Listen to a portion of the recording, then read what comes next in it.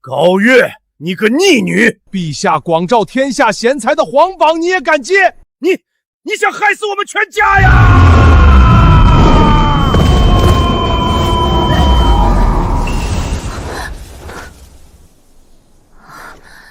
我不是刚做了个局，套了洋鬼子好几个亿，正在庆功吗？这给我整哪儿来了？逆女，你还嫌不够丢人吗？还不给老夫滚下来！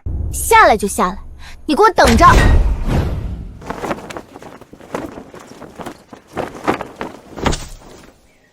老邓，你嚷嚷什么？信不信我一拳打爆你的狗眼？反了！来人，是取老夫大刀来！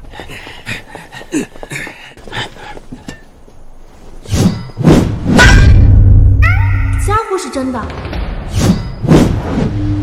衣服也是真的。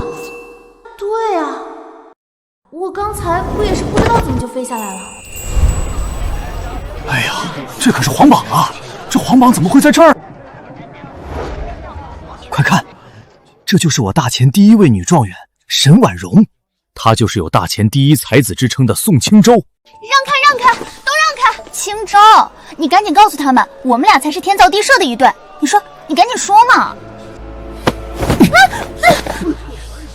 高月，你无才无德，你和婉容相比，简直就是云泥之别。不，你就不配和婉容相比。婉容，唯有你才有资格接下皇榜，替陛下分忧。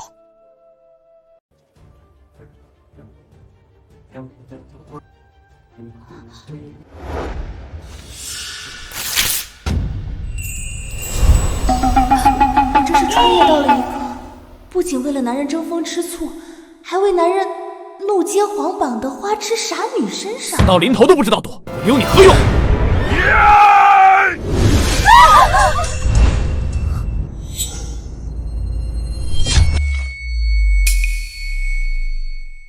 虎毒还不食子呢！你就这么一个女儿，你怎么下得去手？你要是想杀她，就先杀了我！你把我们娘俩都杀了，让你当一辈子官夫！这便宜老爹之所以被气成这样，是因为接皇榜者虽然不论男女，但必须有经世之才、治国之道。如果沽名钓誉，就得重罪严惩。可这原主却是个整天只知道热脸贴男人冷屁股的花痴。夫人，你给我让开！你还不知道你女儿是个什么德行？她竟敢叫她亲生父亲老登！父亲大人，其实孩儿接下皇榜并非冲动之举，孩儿是想建功立业，重塑我高家百年荣光。哼，你忘了你前年你一手1片2片3 4片4片5片6 7片，令我高家成为长安笑谈。意外，纯属意外。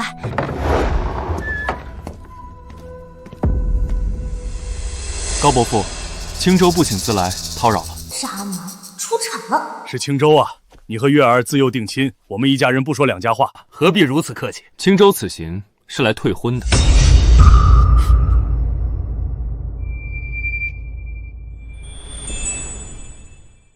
宋青州，你简直混账！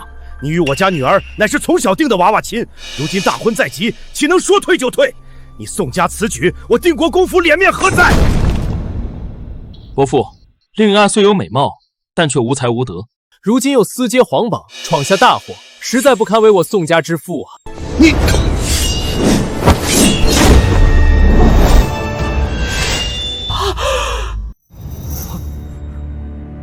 高月，你要干什么？你算个什么东西？一个移情别恋的烂柿子，也敢上门退婚？要退婚，也是我高家退婚。高月，我知道你爱我如痴，这才因爱生恨。可就算这样，我也绝对不会娶你的。你还是死了这条心吧。娘，婚书给我，捡起来，滚出去！你。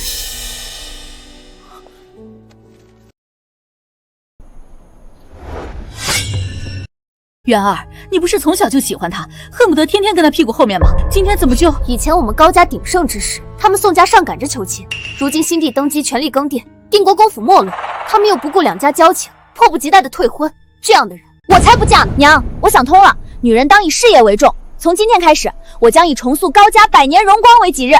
宋家这笔账，老夫自然会算。可你私结皇榜这事，老夫现在就要算。走，随我向陛下请罪。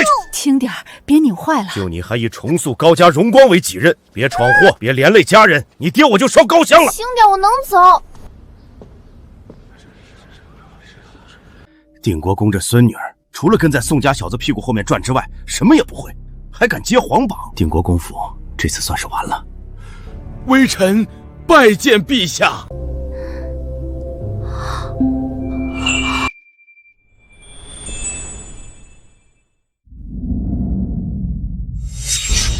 还不跪下！拜见陛下。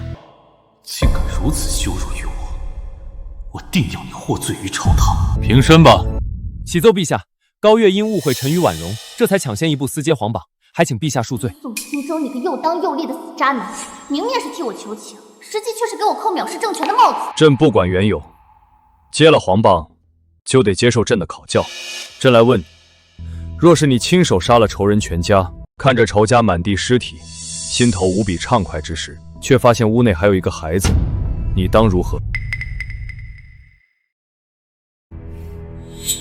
臣女会说，记住我这张脸，下次见面，我就不会手下留情了。这个回答倒也彰显仁义。为了所谓的仁义，不斩草除根，令满门置于危险之中，简直愚蠢。然后我会转身离开，再猛然回头，大声一笑：“小子，我们又见面了。”然后手起刀落，一刀杀了他。那只是个手无寸铁的孩子，你怎么能这么做？你简直是个毒妇！陛下，这样的冷血之人，一旦为官，必定为祸一方。沈庄园和宋公子所言极是。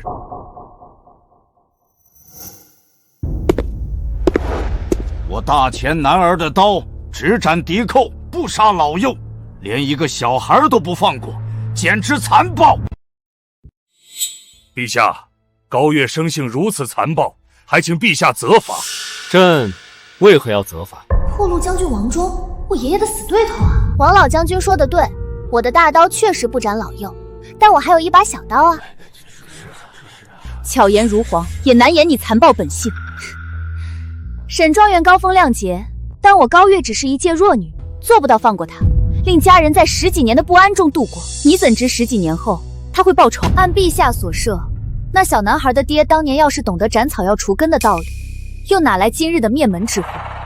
这是他爹教我的道理，所以我宁可愧疚一辈子，也不愿意担惊受怕一辈子。其实先前的转身再回头只是一句玩笑话，我会给他一些银子，再一把拍在他的肩膀上，然后似有玩味地说一句：我高月的大刀不斩老幼。我明面上放他离去，实则暗中窥探，看他是否投奔亲友或被人接走，然后顺藤摸瓜，一并除掉。有的人心眼不仅长在左边，还长在右边，所以还得左右两边各来2刀。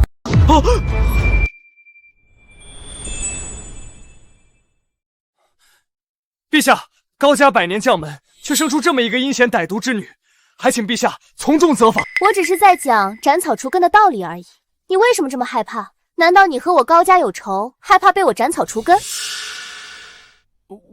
高月，回来！陛下面前不得胡言。陛下，老臣以为高侍郎之女高月所言也不无道理，既是大仇，又何来老幼之分？你的回答，朕很满意。这第一个问题，只是朕的小小考验。想要在朕的身边做官，可没这么简单。还请陛下赐题。此题不仅高月可以回答，众爱卿皆可作答。若是叫朕满意，朕无有不允。谢陛下。你是江南贫瘠之地的县令，有一茶商看中一处荒山，想要承包种茶，但他要求必须开荒之后才肯承包。可官府库银空虚，百姓懒惰，开荒之事又迫在眉睫。朕已出题，谁来作答？陛下，此题不难，1倍工钱不行，那就2倍、3倍，重金之下，百姓必定响应。朕说过，官府库银空虚，钱从何而来？官府无钱，百姓懒惰，如果不提高工钱，只怕无人响应。陛下，此题无解啊！偌大的国家，比这更难的政事比比皆是，难道就因为看似无解就不解决了？末将不敢。沈爱卿，你乃本朝第一位女状元，你来作答。微臣愚昧，还请圣上责罚。高月，你可有解？请容臣女想想。你接了朕的求贤榜，你可不要叫朕失望啊！陛下，臣女有办法，可如果想都不想就说出办法，岂不是显得我大前的第一才子和第一位女状元太过无能？这有仇必报的性子倒是不错，只希望你真是朕要找的人吧。高月，说出你的办法。简单，臣女的方法名为谢侯局，专治懒惰却贪婪之人。说的简单，看你有什么好计。我若是县令，我会先以3倍甚至5倍的价格雇几名百姓来开荒。本将军还以为是什么好计，原来就这。库银空虚，哪来的钱？人性贪婪，消极怠工，事倍功半啊！我还没说完，你们急什么？这么想表现？刚才陛下让你们说的时候，怎么全哑巴？你们3个今天的话有点多了。微臣有罪。说啊，你们说啊，还说不说了？百姓上山开荒之后，我会再巡一夜，在山上埋些金子。只要有人挖出金子，消息就会迅速扩散，然后就是越来越多的百姓去挖金子。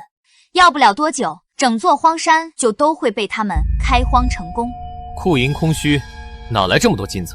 就算开荒成功，也花销巨大，不算什么好计。朕说过，不许打扰。你们当朕的话是耳旁风吗？微臣有罪。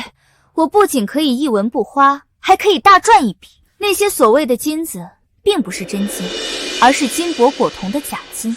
百姓挖走所有假金之后，荒山也全部开荒。到了那时候，我就布告全县，荒山是茶商承包，金子是茶商所有，必须归还。如果不还，就是非法占有他人财产罪，要坐牢1月，外加50大板。百姓即便知道是假金，也只有哑巴吃黄连。到了那个时候，我又会说，陛下念百姓不义，特法外施恩，只要罚银2两，就免于罪责。宋大才子，如果你是百姓，是愿意交2两罚银，还是挨打坐牢啊？50大板，不死也得废。我自然是砸锅卖铁，也愿交2两罚银。陛下，这头猪都知道怎么选择，百姓怎能不知我是不是一文不花还大赚一笔？不仅如此，百姓还得一边交钱，一边高呼皇恩浩荡。虽然成功开荒，也大赚一笔，可怎能待百姓如此怠惰？是啊，为官者当为百姓父母，虎毒还不食子呢。这高家丫头竟比老虎还毒。高月如此歹毒，还请陛下治罪。臣附议。臣附议。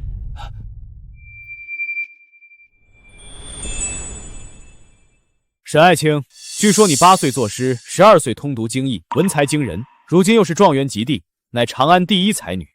你可有比高月更好的办法？臣暂时还没想到，还请陛下容臣再想想，微臣一定可以。那便是没有。你明明没有办法，还在这里嫌高月所献之计过于歹毒，怎么？你是欺朕年轻，还是觉得朕不知好赖？微臣不敢。微臣不敢。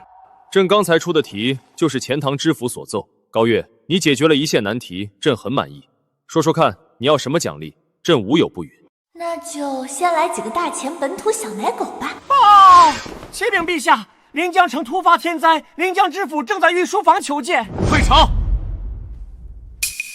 我的奖励呢？我的小奶狗呢？怎么哪里的皇帝说无有不允都是泡影啊？进。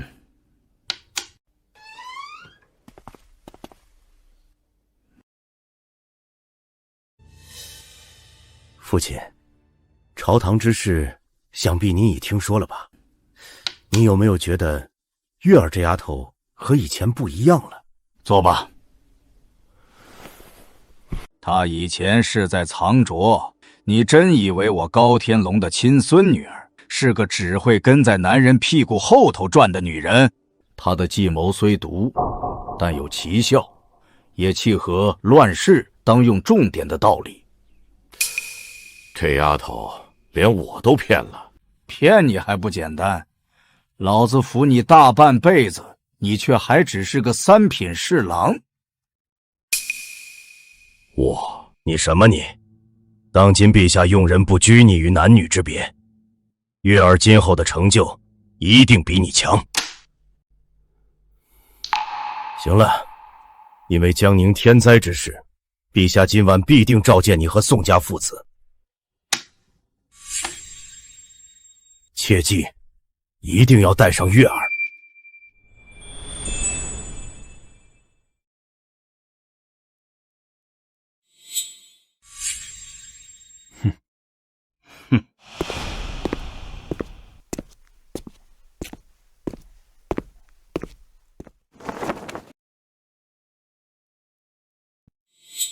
上官，把奏书给他们看。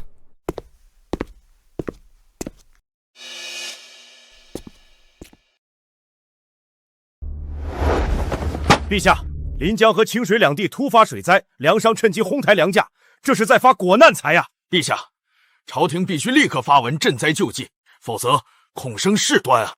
这就是朕深夜急召你们入宫的原因。如今国库空虚，拿不出多少银子来赈灾。朕要你们想办法，在最短的时间内恢复粮价。沈婉容，你是我大前第一女状元，先帝很是欣赏你的治国策论，朕决定派你去赈灾济民。臣领旨。高月，你今天在朝堂上的表现，朕很满意，你也去。朕的手里有2道没有写你们名字的圣旨。一道去清水县当监察御史，总领赈灾事宜；一道去临江县当监察御史，总领赈灾事宜。你们谁去清水，谁去临江？去清水县，那边民风相对单纯，粮商好打压。爹说的对，选清水县。陛下，臣选择清水县。哼，谁都知道清水县处理起来更简单，你们还真会选啊！爹，他喜欢捡软柿子捏。我就明知偏有虎，偏向虎山行好了。你好了，就这么决定了。你2人明早就出发。臣告退。臣告退。高月留下。今日朝会，朕说过要给你奖励，无有不允，朕不会食言。说吧，你要什么奖励？陛下，我要一个拥有8块腹肌的大前小奶狗。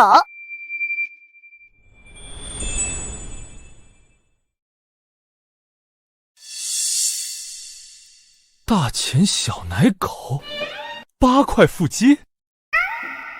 高月，你觉得上官是不是这块料啊？谢陛下赏赐。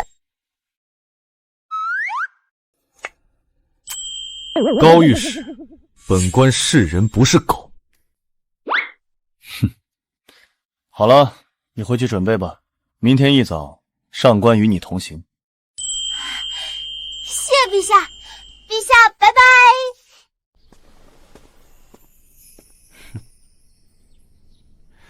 朝朕摆个手，就算是拜拜了。上官，你认为这件差事，他们俩谁会办得更好？沈婉容乃当世才女，熟读史书策论，深谙治国之道。高月虽有些小聪明，但治国治世可不是小聪明就可以的。朕却不这么认为。可他高月到底是不是朕要找的人，还得看这件差事办得如何。你去盯着高月，随时密奏。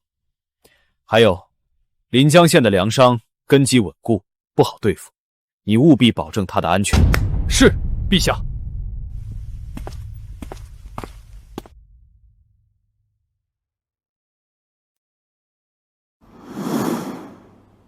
婉容，陛下派5名金甲禁军保护你，足以见得你才是陛下最看重的人。陛下之所以在朝堂上对他高月另眼相看，不过是看他爷爷高老国公的面上而已。婉容，你就别生气了。就送到这里吧，我一定不负皇恩，一定。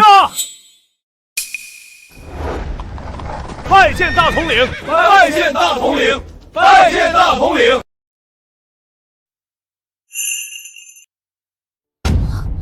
还聊呢？灾情就是命令，灾区的老百姓翘首以盼，你们却在这里手拉手。驾！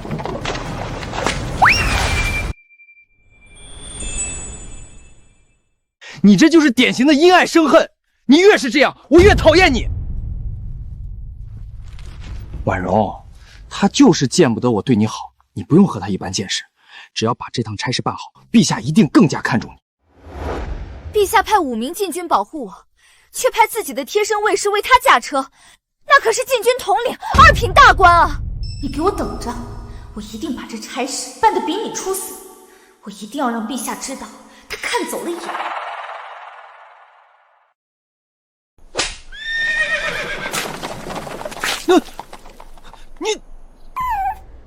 你不是故意的。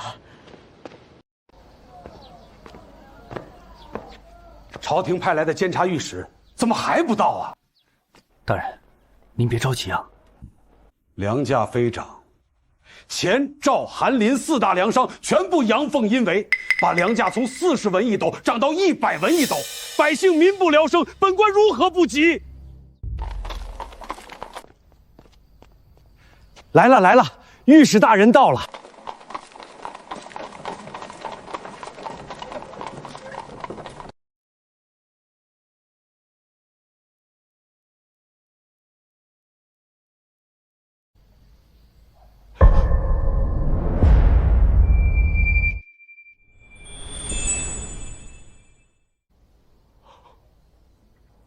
他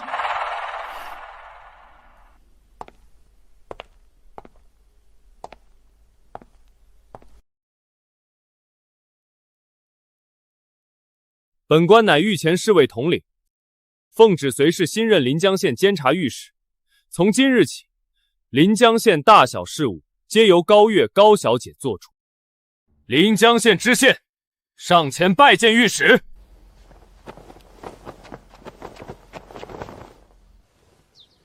下官渡江拜见御史大人，拜见上官大人。不必多礼，进去说吧。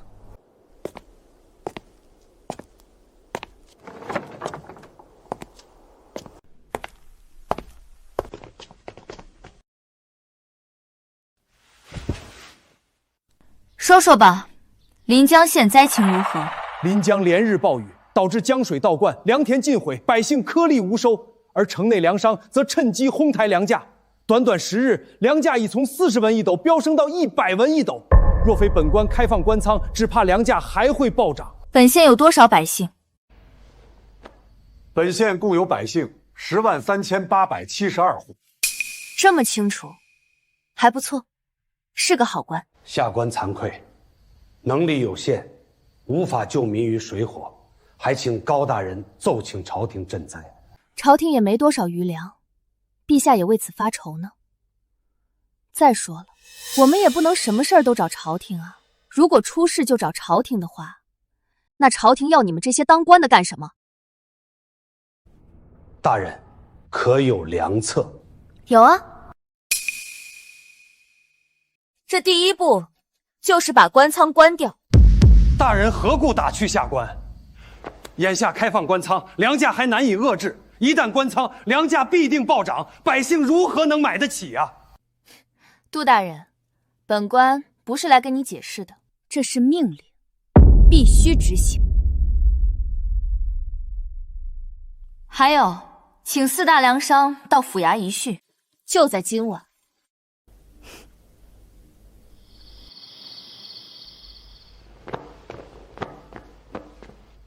草民拜见高大人。好歹也是一方富商，怎么穿得如此落魄？哼！那是因为……行了，本官不想看你们表演。本官只说一句话：本官要你们把粮价抬高到150文一斗，只许高，不许低。谁敢少一个子儿，本官就宰了谁。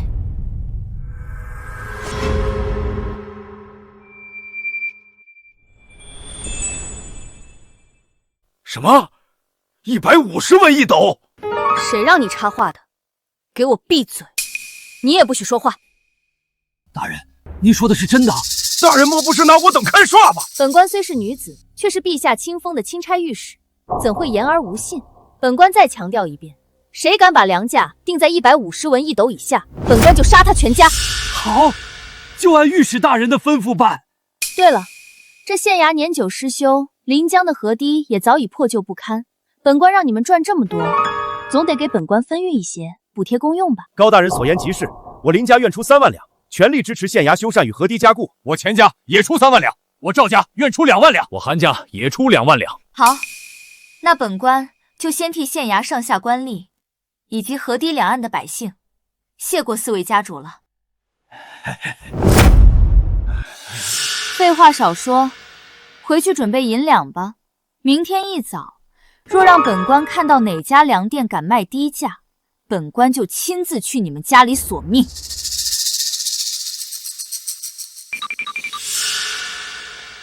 高大人，万万不可呀！150文一斗的粮价，百姓们根本活不起呀！100文一斗，百姓就活得下去了？既然都是活不起，那便没什么区别。你只需记住一点：7日之内，若粮价不能恢复到灾前水平，本官就把你杜大人还有你上官大人一起吊死在城头示众。我为什么不是把你自己吊死在城头？本小姐的命金贵着呢。本官乏了，绿萝，扶我回房休息。是，小姐。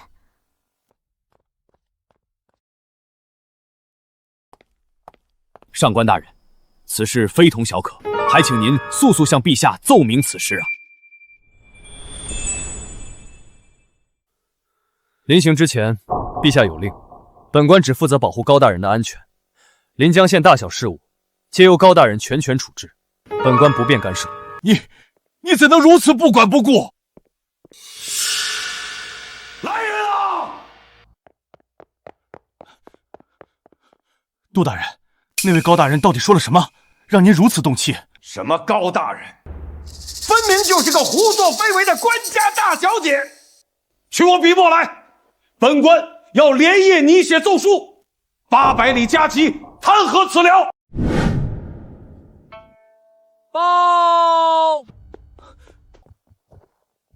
启禀陛下，临阳县知县杜江800里加急奏报。呈上来。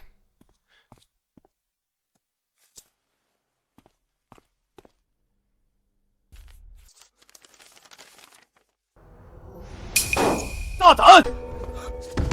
这个高月太让朕失望了，他竟敢与粮商勾结，将粮价抬高到150文一斗，简直无法无天。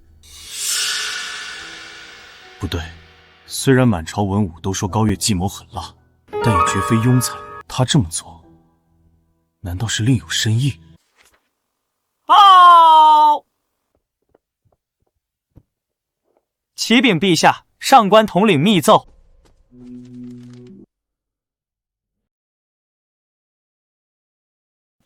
启奏陛下，高月虽向临江4大粮商索贿，又令其抬高粮价，但依臣愚见，高月此举必有深意，请陛下宽限他7日时间，看其能否将粮价降至灾前水平，再做定论。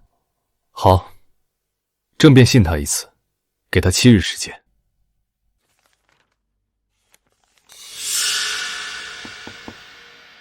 进。爹，不好了，出大事了！老夫知道，不就是月儿在临江抬高粮价，还公然向粮商索贿吗？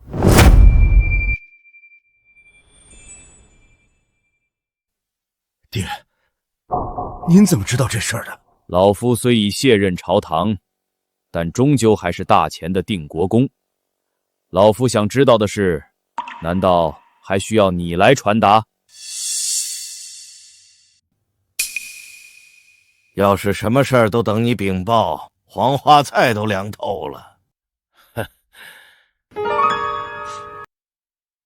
既然您早就知道了，怎么一点都不着急呀？着急有什么用？老夫相信自己的亲孙女儿，绝不会胡作非为。就算她这件差事办得不好，老夫拼上这一身功劳，也能保她周全。不是老夫说你，你这爹是怎么当的？连自己的女儿都信不过。行了，下去吧，老夫看你就心烦。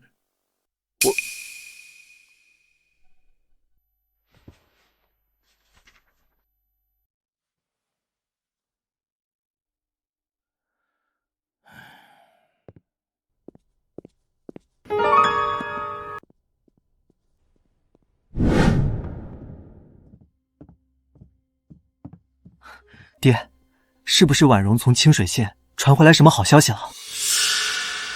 不是婉容，是高月那边传来了坏消息。不过对我们宋家来说，这就是天大的好消息。什么好消息？高月到了临江之后，不仅向当地粮商索贿，还命令他们把粮价抬高到150文一斗。你说，这对我们来说算不算绝好的消息？还好我退婚退得早，我就说他无才无德，果然没说错。婉容那边已经把清水县的粮价压低到82文一斗，甚至还有信心再降一些。等婉容回朝复命，陛下必定会明白，婉容才是真正的大前第一才女。你务必把婉容娶回宋家，有了她的相助，我们宋家崛起就指日可待了。爹，您放心，她迟早都是我的人，逃不出我的手掌心。对了，爹，要不要把临江城的消息告诉婉容，让她也高兴高兴？放心，爹早就安排好了。沈大人，临江县的百姓这下可惨了。哦，为何这么说？宋大人那边传来消息，高月到任临江之后，竟然公然向粮商索贿，还伙同他们将粮价抬高到150文一斗。临江的百姓哪承受得起呀？能不惨吗？他们皆是我大前子民，民生疾苦，怎可幸灾乐祸？沈大人教训的是，下官失言了。只能说临江百姓命苦，遇上了这样一个心狠手辣的毒妇。等本官回朝复命之后，再亲自去临江，替他收拾这烂摊子吧。沈大人高风亮节，心怀百姓，不愧是我大前第一才女。你去告诉清水县的粮商，粮价再降8文，他们以45文一斗收购，74文一斗出售，依旧有不小的利润。若是不给本官这个面子，本官便以哄抬粮价之罪拿他们问罪。是，下官这就去办。高月，你这种无才无德的毒妇也配跟我争？宋清州是我的，陛下的青睐也是我的，你什么也得不到。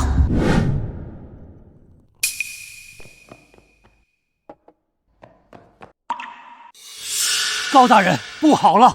城外百姓怨声载道，全都在骂您呐。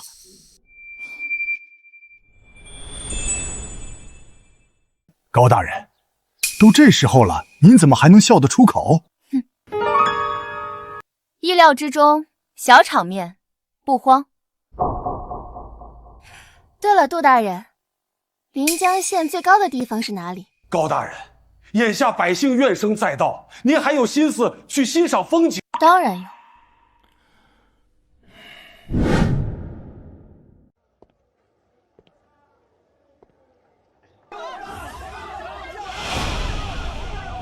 凭什么不是沈状元来我们临江，偏偏是这个高毒妇来祸害我们？陛下呀，陛下，你这是看走眼了呀！姓高的，你这般祸害百姓，就不怕遭天打雷劈得报应吗？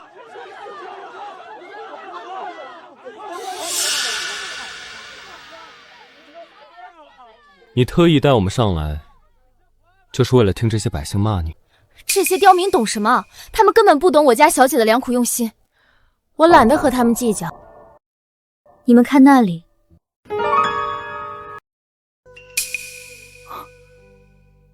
你故意抬高粮价，是为了吸引外地粮商前来。看来我向陛下求请宽限他7日的决策，并没有做错。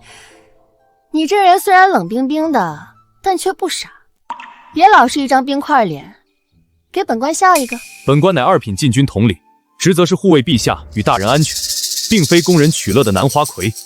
没劲。绿萝，我们走。是小姐。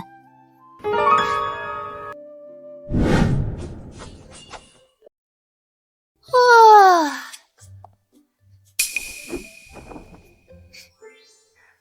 还不错哦，毕竟是小姐的御赐小奶狗，自然不能差了。高大人啊，你怎么还有心思在这里欣赏武刀呢？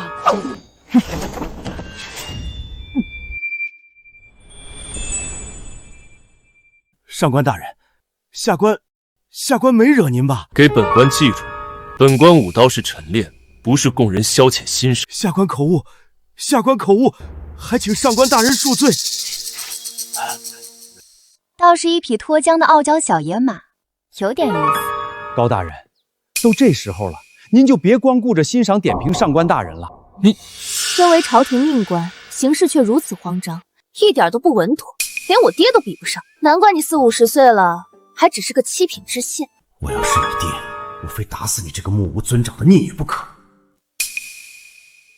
高大人，眼下外地粮商疯狂涌入临江，运河都给堵得水泄不通了。下官知道了，您命令本县4大粮商将粮价抬高到150文一斗，就是为了吸引外地粮商前来，想让他们互相竞价杀价，从而压低粮价。哼，可你也太天真了。商人逐利，在巨大的利益面前，他们比谁都团结，根本不可能互相杀价。本官从来就没想过要他们让利，本官只想让他们进来，仅此而已。传本钦差命令，所有涌入临江的粮商，只许进，不许出，违令者立斩不饶。另外，即刻开放官仓，对外出售，标价110文一斗。你是想让百姓都来官仓买粮，以此迫使粮商降价？110文一斗，百姓能买得起的终究是少数。我这么做是为了让4大粮商和外地粮商派人乔装成百姓来官仓抢购粮食。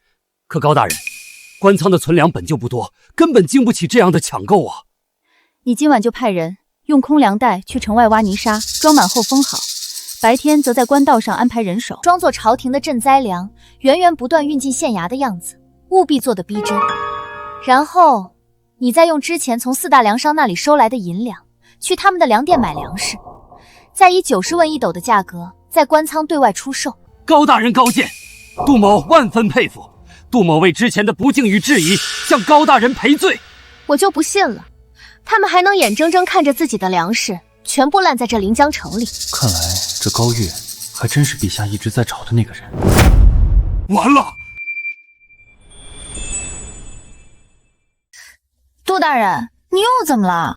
高大人，昨天粮价不是又飙升到180文一斗了吗？而且我见真的有人进县衙修缮，就再次向陛下上书参奏了您，而且用词还很是激烈。杜大人，您怎么这么冲动？您就不能多相信我家小姐一点吗？这算不上什么大事，本官稍后写一封密奏呈给陛下，便可将此事解释清楚。不用，就让宋家那对渣男父子把沈婉容那个绿茶捧上天去吧。哼，我要他们摔得粉身碎骨。都排好队。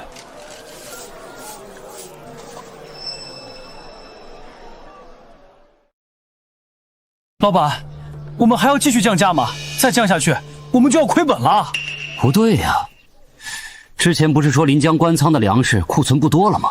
怎么我们这几日越去抢购，官仓的粮食就越多呢？老板，这几日我每天都能看到粮队从京城方向过来，一车车粮食源源不断的运进县衙，看着不像是假的。坏了，这是朝廷的救济粮到了，快赶紧降价，标75文一斗，一定要比官仓便宜。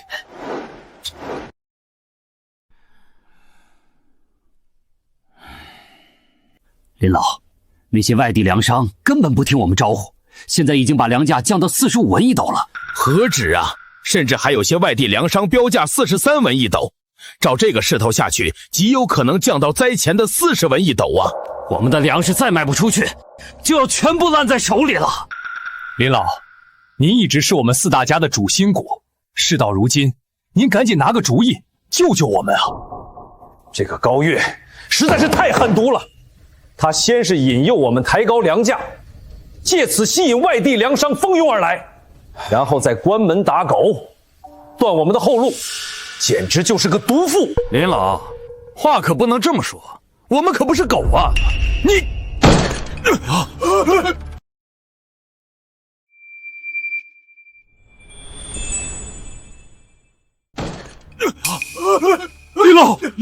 林老，你怎么样？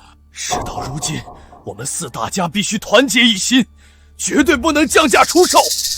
那些外地粮商的存粮有限，等他们把存粮抛售一空，等朝廷的救济粮也卖完之后，这临江县的粮价终究还是我们说了算。林兄，那我们就先行告辞了。来人，老爷，你有何吩咐？你立刻去通知林家所有粮店，把粮价直接降到38文一斗，全部抛售。老爷，万万不可啊！我们的陈粮收购价都要45文一斗，水灾后从外地紧急采购的粮食成本更是高达60文一斗，降到38文，我们就亏大了。亏一半，总比让粮食全部烂在手里血本无归好。废话少说，快去办！多保重啊，告辞。快去县衙！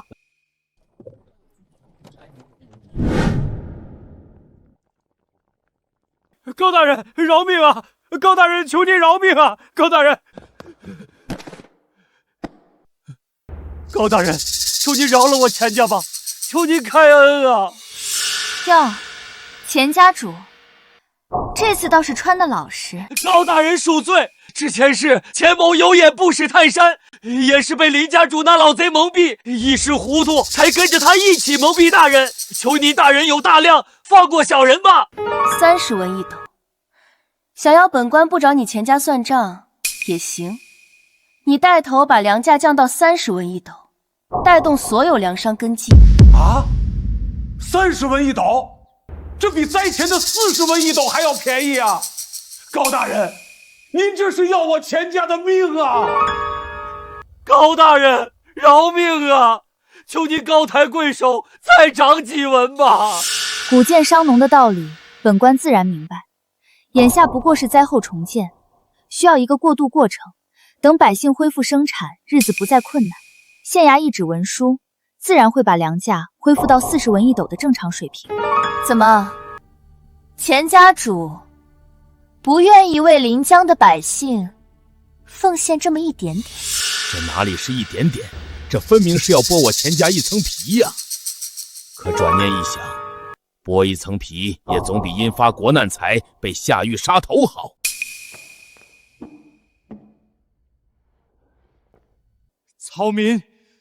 草民愿意。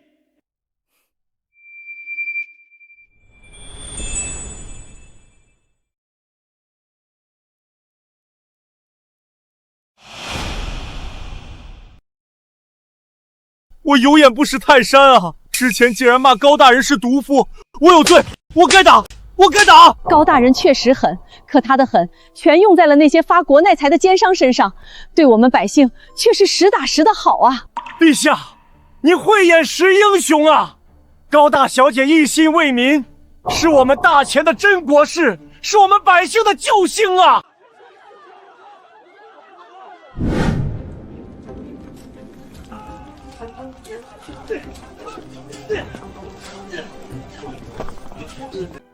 下官渡江，带临江县全体百姓叩谢高大人救命之恩。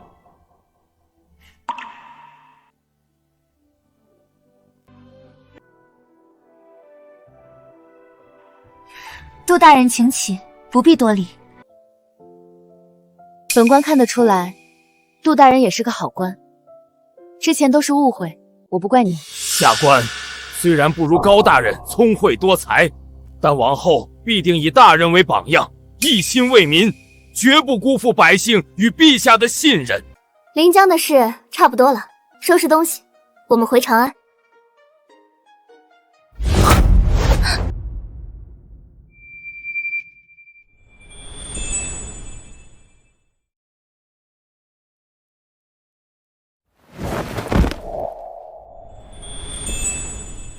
高大人，你没事吧？这才对嘛！我的御赐小奶狗总算是进入状态了。你休要胡言！真是不经夸，扫兴。绿萝，我们走。好的，小姐。以前看他这般跳脱不羁，怎么看怎么不顺眼，现在却是怎么看怎么顺眼。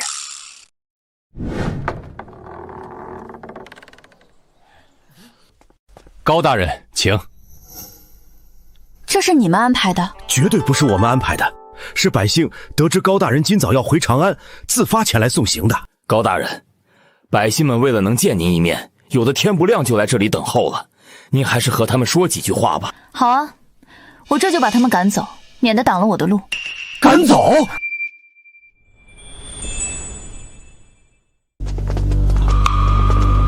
你们好好想想，当初是怎么骂本小姐的？一个个恨不得把我地下的祖宗都挖出来骂。现在倒好，又堵在这里拦我的路，想求我原谅，你们好意思吗？高大人，我们知错了，是我们有眼无珠，错怪了您，求您原谅我们吧。高大人，您大人有大量，大人不计小人过，就原谅我们这些糊涂蛋吧。高大人，您要是不原谅我们，我们就一直跪在这里，绝不起来。怎么，这是想道德绑架我？少来这套！我可不像那些讲究大人有大量的男子汉，你们爱起来不起来，与我无关。我之所以帮你们降低粮价、整顿粮食，不过是奉了陛下之命，尽我钦差御史的本分。我可不是为了你们这群不分青红皂白，还没见成效就天天骂我的刁民。不过我提醒你们一句，县衙修缮和堤坝加固的活计，名额有限，要是去晚了，没抢到活计，那可就要饿到来年丰收了。别想着朝廷会一直白养你。高大人，您竟然还偷偷为我们安排了活计，让我们能自食其力。天哪，我以前还把您骂得那么难听，我有罪，我真的我错了，我真的错了。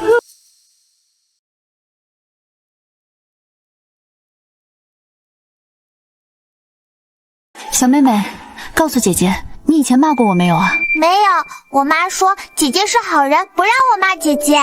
你娘不错，你也很乖。黎罗，把我临走前我娘给我的那些糖果拿一些给这小妹妹。是，小姐。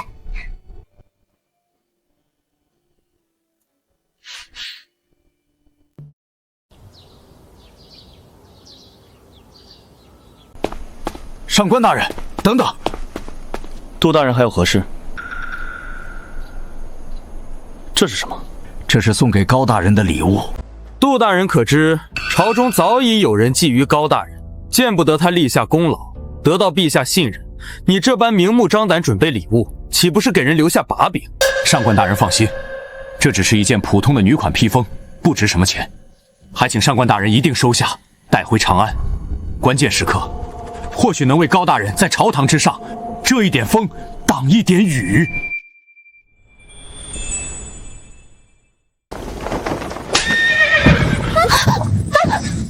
上官俊，你急什么急？赶着回去投胎嘛！高大人，杜大人第二次参奏你的加急奏诏，恐怕早已送到陛下手中，甚至消息也已传到了宋家父子的耳朵里。若是让沈婉容抢了先，他必定会联合宋家父子还有王忠等人，一同在陛下面前施压，对你不利。停下！你给我停下！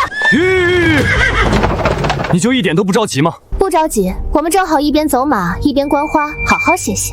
高大人，你到底是怎么想的？关乎你的名声乃至性命，岂能如此而行？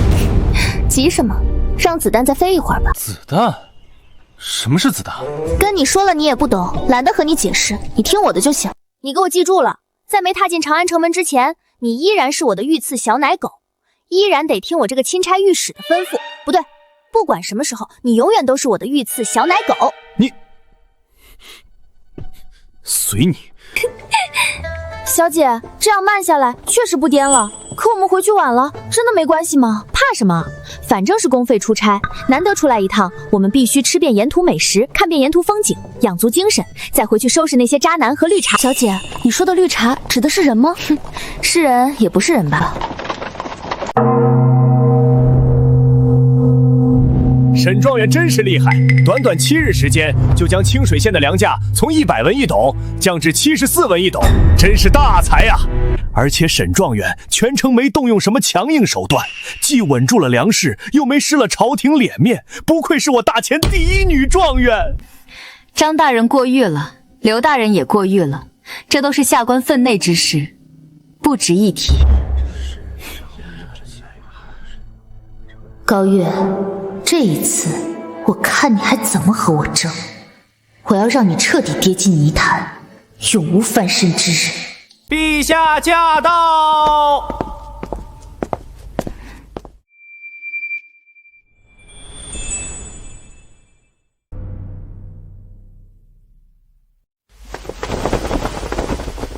吾皇万岁！万岁！万万岁！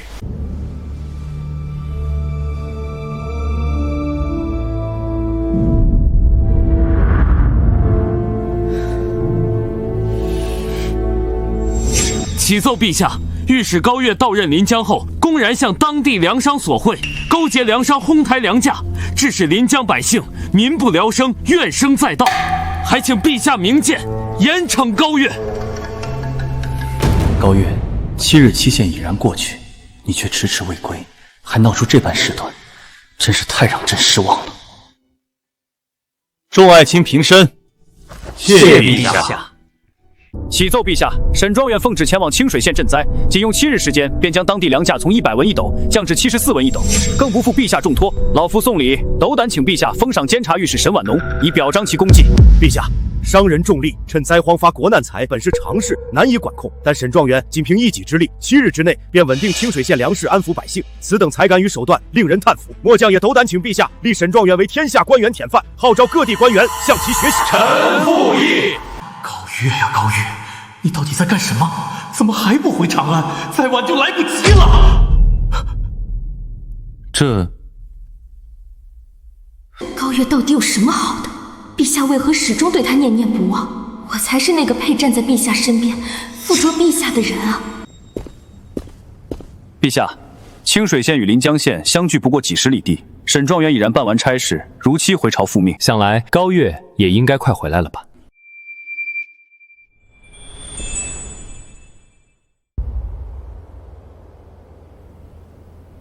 其实，高岳的消息，昨晚就已经传到宫里了。高岳在临江县不仅勾结粮商，恶意抬高粮价，把临江百姓逼得民不聊生，苦不堪言，更敢在光天化日之下公然索贿，毫无顾忌。王忠，你放屁！高大人，朝堂之上怎可口出污言秽语，成何体统？王将军身为3品大将，常年带兵，其麾下军使过境临江县有所见闻，又有何稀奇？高岳本就无才无德，行事更是鲁莽任性，不计后果。先前不过是误会我与沈状元有所牵扯，便敢私揭皇宝，还有什么事是他做不出？正如宋公子所言，清水县临江县相距不过几十里地，高小姐在临江的所作所为，臣其实早有耳闻。只是臣与高小姐正处于公平竞争之中，不便主动提及，以免落人口实。陛下，诸位大臣所言皆只是听闻，并无半句实证。臣以为，不如等高岳姑娘与上官统领回宫之后，当面对质，再做决断也不迟。陛下，臣知道您老与高老国公似有交情，私交甚厚，可也不能这般不分青红皂白，一味偏帮高家吧？臣一个人听说，可以说是道听途说，不足为信。可如今这么多大臣都有所听闻，难道天下人都是瞎子，都是聋子，都在故意污蔑高岳不成？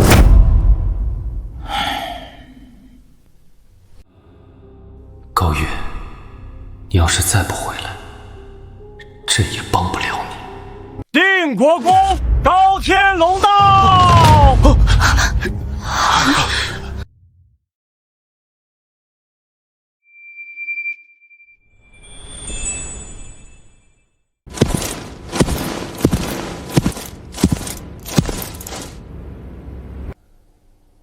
老臣高天龙拜见陛下。高老爱卿免礼。臣记得高老国公3年前便已卸任，今日披甲上朝，是来向新帝示威吗？老夫自幼追随太祖南征北战，这身麒麟甲乃太祖亲赐，你说老夫穿它是向他的子孙示威？你见本国公不该自称末将吗？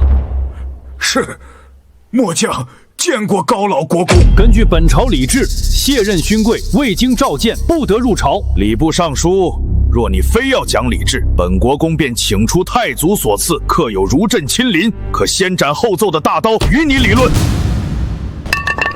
下官不敢，下官知错。高岳有个好爷爷又怎样？在陛下面前比的是才华。想必高老国公前来，只是为了拖延时间。好，朕便再多给你几日时间。高老国公，你今日来朝，是为高岳求情？启奏陛下，臣不为孙女求情。若他真负皇恩，理当严惩。但他人还未到，便遭恶意中伤，老臣绝不答应。老臣愿拼这一身功绩，求陛下再宽限3日。老国公乃3朝元老，开国元勋，素来不向朝廷开口，朕这就准你所请，再宽限3日。老臣谢陛下隆恩。监察御史高苑，禁军统领上官俊求见。快宣！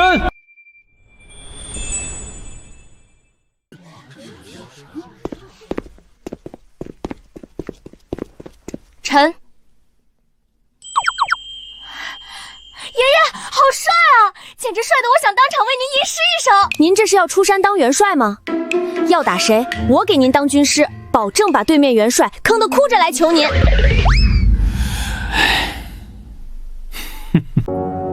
短短7日，临江知县2次加急告状，你回京之后，眼里竟只有你爷爷，半分没有朕，还不给陛下行礼？拜见陛下。朕让你起来了吗？跪下！肯定是看了杜江的奏报，又听了这些渣男绿茶的挑唆，跪就跪。待会儿我就让你求着我起来。好，天子一怒不得了。高月，你当真以为朕不敢杀你？高月，不许对陛下无礼！小女年幼无知，不懂规矩，还请陛下恕罪。都敢勾结粮商，搜刮民财了，还敢说年幼，分明是心术不正。我就说嘛，她本就是个无才无德、不知天高地厚的女人。你们，高月，你自己找死！就算有你爷爷在，也救不了你。陛下，臣有话要说。说。启奏陛下，自高大人抵达临江之日起，仅用7日时间，便将当地粮价稳稳压制30文1斗。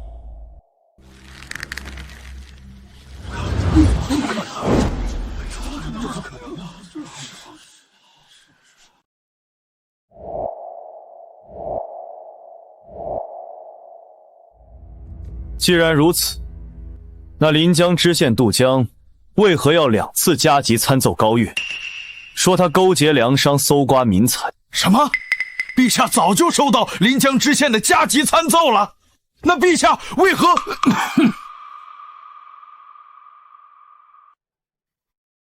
陛下早就收到他在临江乱来的消息了，可他不仅没有治罪，还一直在朝堂上替他拖延时间，一直维护他，凭什么？原来你不仅没有听信杜江的一面之词，还故意在朝堂上帮我拖延时间啊！你继续说，这粮价到底是怎么在7日之内压下来的？其中细节一一奏来。正如先前传闻所说，高大人刚到临江，便故意要求本地粮商抬高粮价，实则是为了制造粮价虚高的假象，吸引周边各地的粮商纷纷涌入临江。待外地粮商尽数涌入之后，高大人便下令封锁临江城门，同时开放官仓，以低价抛售粮食。外地粮商为了避免粮食腐烂、血本无归，只能竞相降价。然后，本地粮商见外地粮商降价，担心自己的粮食卖不出去，也只能跟着降价，以此抢占市场。好计，真是好计呀！别跪着了，起来说话吧。谢陛下。陛下，这不对呀！臣记得，早在高月前往临江之前，临江官仓就已经奉命放粮赈灾，库存早已空虚，哪有那么多粮食能逼得众多粮商纷纷降价？是啊，宋大人说的对，临江官仓早已无粮可放，哪来这么多粮食支撑这般计策？说不通，这实在说不通啊！高大人这计策根本无从谈起。上官统领，还不为诸位大臣答疑解惑？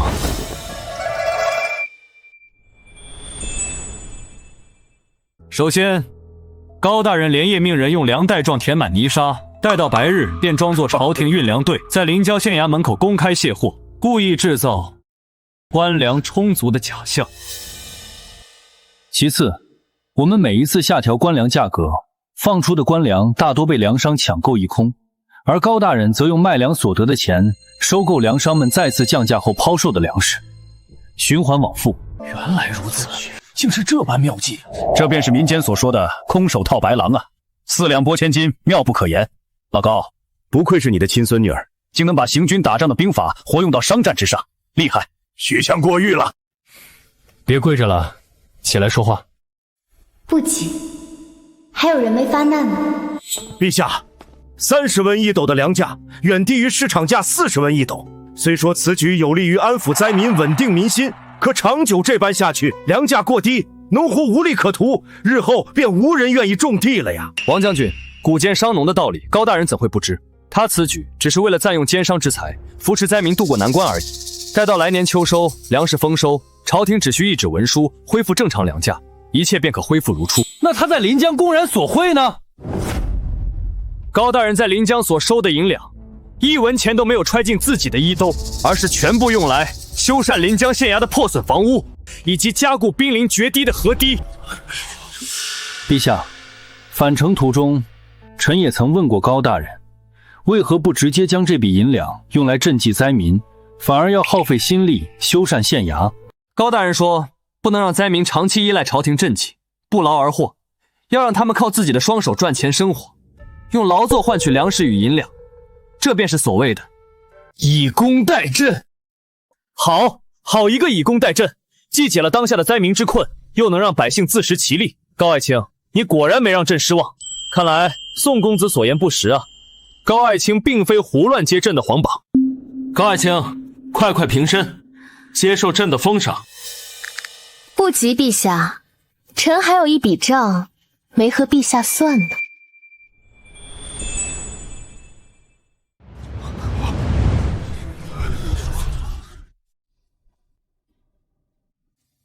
还敢找陛下算账？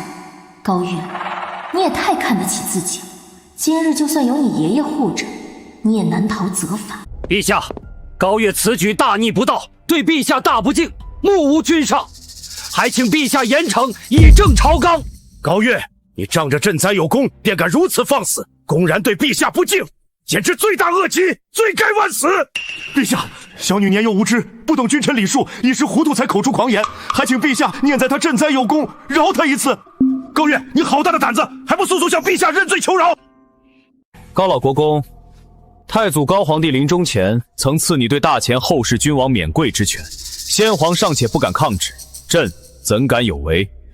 况且朕也想知道，高爱卿要和朕算什么账？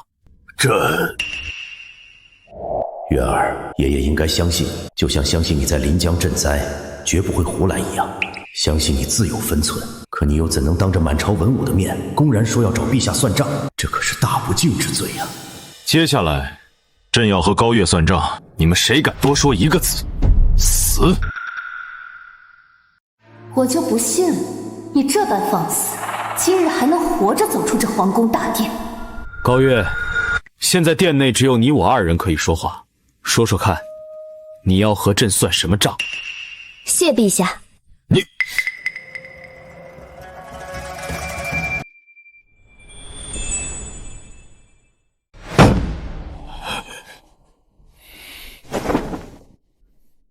说，挺帅的嘛！我想什么呢？现在不是欣赏美男的时候，我得让他明白，混得再好，地位再高，也要懂得低头。敢问陛下，臣公奉旨回朝面见陛下，是否应当先行跪拜问安？不错。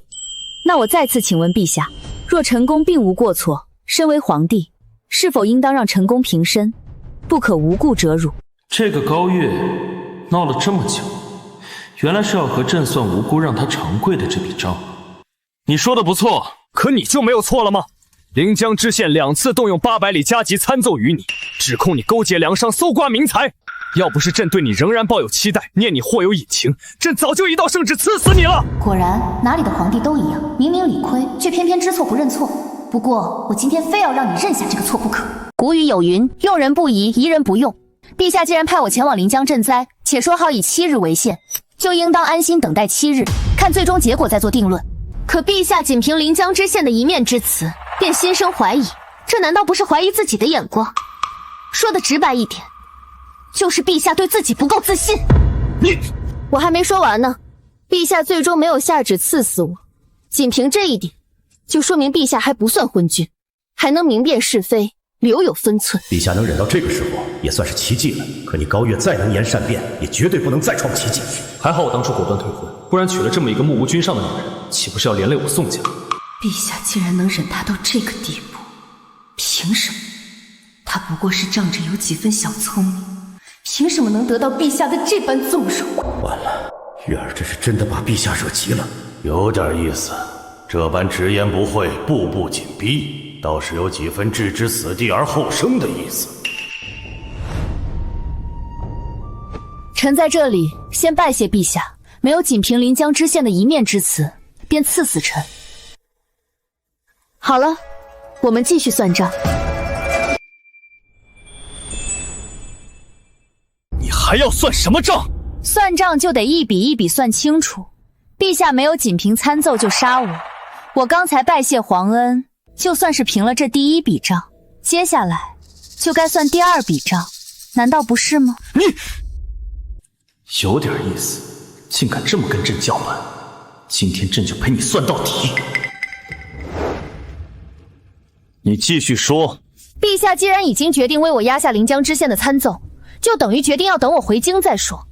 可陛下却因为听了那些不仅眼瞎耳聋还心黑的人对我的恶意污蔑，就不分青红皂白让我长跪不起，而且还一脸凶相，仿佛我真的犯了十恶不赦的大罪一样。这难道不是无故折辱臣功？他说谁有眼瞎耳聋还心黑？我还就不信了，陛下能当众给你道歉。陛下，您就算信不过我高月，难道还信不过一直陪在我身边见证全程的上官统领吗？您为什么就不能多等片刻，等他把事情的来龙去脉说完再下决断呢？这不好，陛下不会真的要当众给他道歉吧？陛下，临行之前，临江百姓感为高大人赈灾之恩，不仅自发前往城门口相送，还特意为高大人准备了一件大礼。什么礼物？送我礼物？我怎么不知道？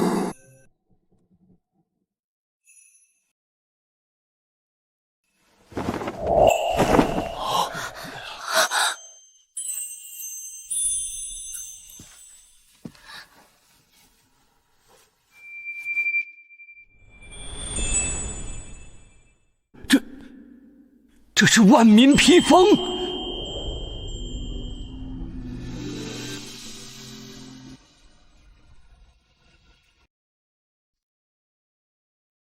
陛下，临江百姓说，高大人刚到任之时，他们因看不透高大人抬高粮价的用意，曾对大人多加谩骂。后来，他们得知了大人的良苦用意，他们害怕这些言论传到京城，对高大人不利，便在大人临行前夜连夜赶制了这件披风。他们希望这件披风能为高大人遮蔽朝堂风雨。看来这高侍郎之女并不像传闻那般无才无德啊。毕竟是高老国公的孙女，高侍郎的女儿，出身将门世家，怎么会真的无才无德？他以前难道是为了藏拙？应该是了。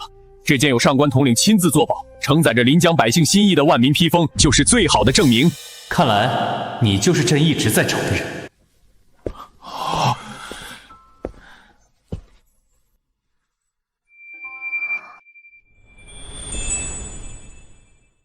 皇帝竟然亲自拉他起来，这哪里是创造奇迹，这分明是创造了天大的奇迹啊！他为了让我回心转意，竟误打误撞地创下这等奇迹。陛下不仅不治他的大不敬之罪，还要亲自拉他起身，凭什么？他不过是运气好，凭什么能得到陛下这等青睐？陛下已经让步至此，说是他敢拒绝陛下的好意，必定会惹恼陛下。高大人，朕已经亲自下来拉你了，你还要端着架子不肯起身吗？你虽然嘴上不肯低头认错，但你主动走下龙椅，脚下的土地已经和我齐平了。这么看来，你不仅长得帅，还有点可爱哦。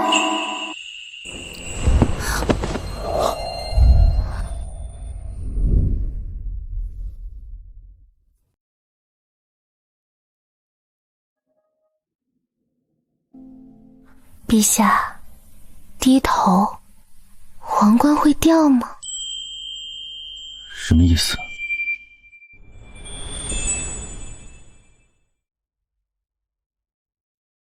你猜？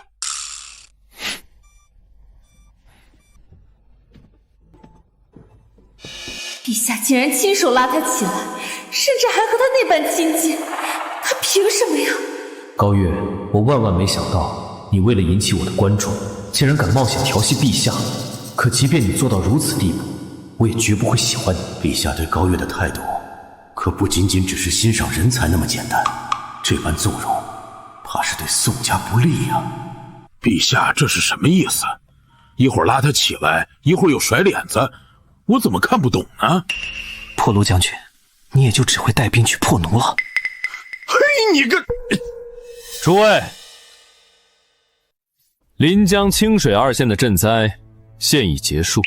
沈爱卿前往清水县赈灾，用7日时间将当地粮价从100文1斗降至74文1斗，也算不负阵望，不愧状元之名。可高爱卿不仅将粮价降至30文1斗，解百姓燃眉之急，还用以工代赈之法，让灾民靠自己的双手谋生，真正做到了授人以鱼不如授人以渔，朕心甚慰。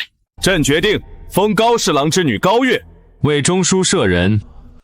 高月，从现在开始，你就是朕的贴身谋士，随朕左右，为朕分忧。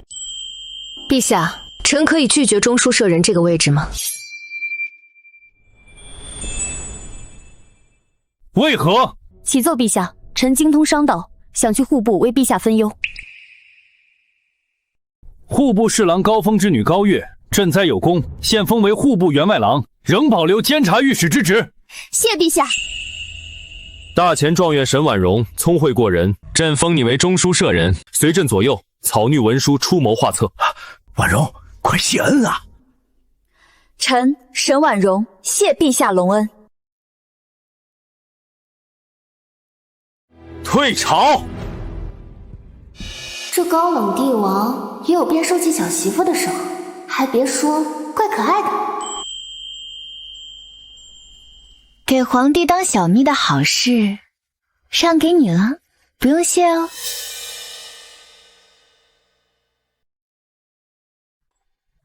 他不要的，才施舍给我，我就这么轻贱吗？迟早有一天，我要让陛下为了我，把你狠狠踩进泥潭里。如果他是个男人，朕一定杀了他。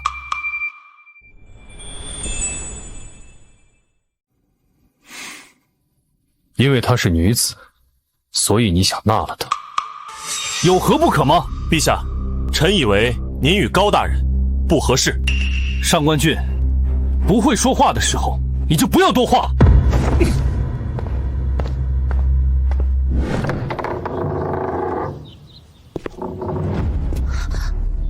义女，这是你应该享受的荣耀，有什么好怕的？大小姐请。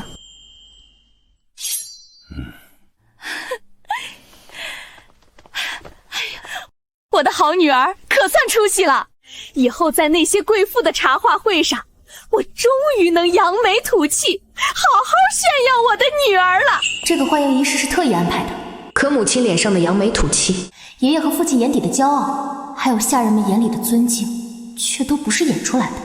这也足以见得，从前的那个高月，真就是一个让家人蒙羞，只会追着男人跑的花痴恋爱脑。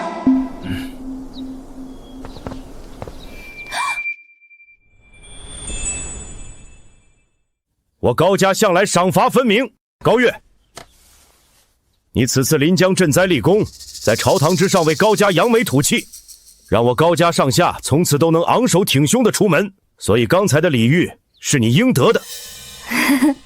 然后呢？可你这个逆女，明明有这般本事，这些年却净干些荒唐事儿，你害得我高家颜面尽失，就连府里的下人出门见到别家的下人都得低着头走路。今天你要是不给一个合理的解释，就请你趴在这凳子上受罚吧。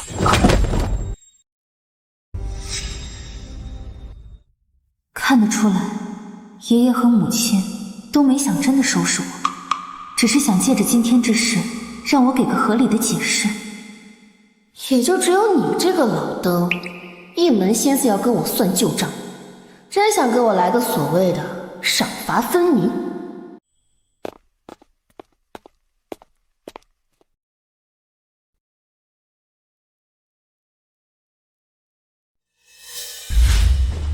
义女，事到如今，你还不打算解释吗？爹，女儿之所以这些年一直藏住，只是为了保护咱们高家呀。哼，你觉得这种鬼话我会信？爷爷，您并非皇室，可您手中的兵权却比荣亲王还要多。先帝在世时，虽然表面上遵照太祖高皇帝的旨意，对您礼遇有加，可心底里却对您多有忌惮。你说的不错，如果不是先帝对我心存忌惮，你爹身为武将之后，也不至于拥有一身武艺，却被先帝当作文官来用。所以我不能表现出半点才华，只能让先帝认为定国公府的唯一孙女儿是个毫无希望的蠢材。唯有这样，先帝才不会有拉我们全家给他陪葬的心思。这个理由说得过去，但还不够。按理说，先帝暴毙，新帝登基，根基未稳，正是急需有才之士辅佐，成为天子近臣的时候。你为什么不在那个时候就袒露才华，为高家谋得更好的前程？父亲大人，您可曾听说过有一门名叫以彼之道还施彼身的功夫？世上还有这样的功夫？你过来！原来是你害玉儿在新帝登基的关键时候，连才华都不敢展示。是你让我在一众贵妇面前这么久都抬不起头，该打，该打！逆子，你还有脸叫玉儿逆女？爹，不是这样的。您今日亲眼所见，他连陛下的赐封都敢拒绝，哪里胆小，哪里怯懦了呀？逆子，还敢顶嘴！哎呀，你个逆女，你是真的心狠手毒，你连亲爹都算计啊！爹，这就叫做以彼之道还施彼身。我明明是为了保护高家才故意藏拙，爹却真的以为我不争气，每天不是追着我骂，就是追着我打。就宋庆州来退婚那一次，我不也是为了躲爹的打骂才爬上房的吗？娘也都看到了，我不过是接了个皇榜，爹就气得要劈死我。我哪里敢在陛下登基之初就贸然展露才华，只怕我还没来得及展露半分才华，刚说一句我有才，爹就得一巴掌把我打飞了。爷爷，爹年纪也不小了，下手轻点，可别真把他打坏了。瞧瞧，月儿还知道为你求情，多懂事的女儿！看在月儿的面子上，老子今天就饶了你这一次。爷爷，那我回房了。月儿，荣亲王向来将我定国公府视为眼中钉、肉中刺，你可有应对之法？我有一计，可让荣亲王一家满门抄斩。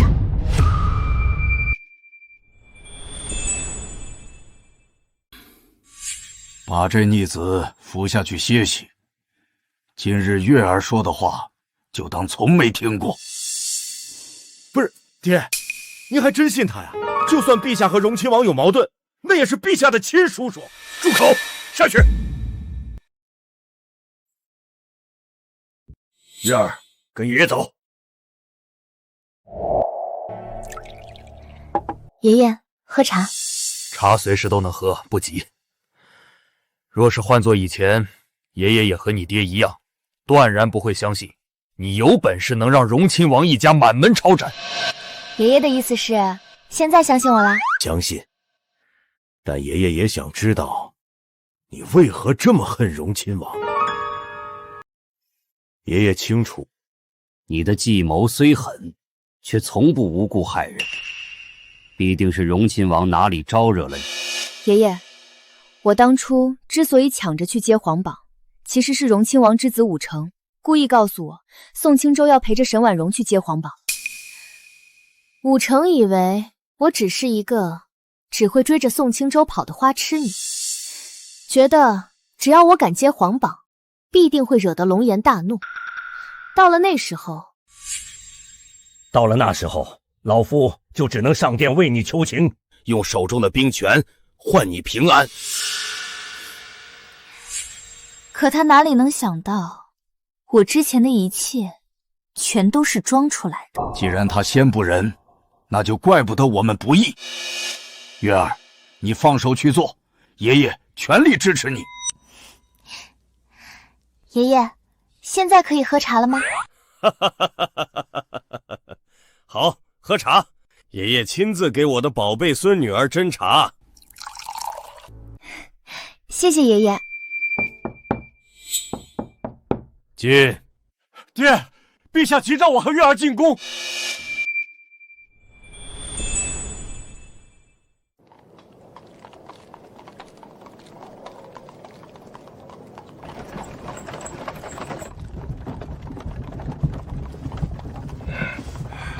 你爷爷和你说了什么？爷爷不是特意叮嘱过，让你别多问吗？你，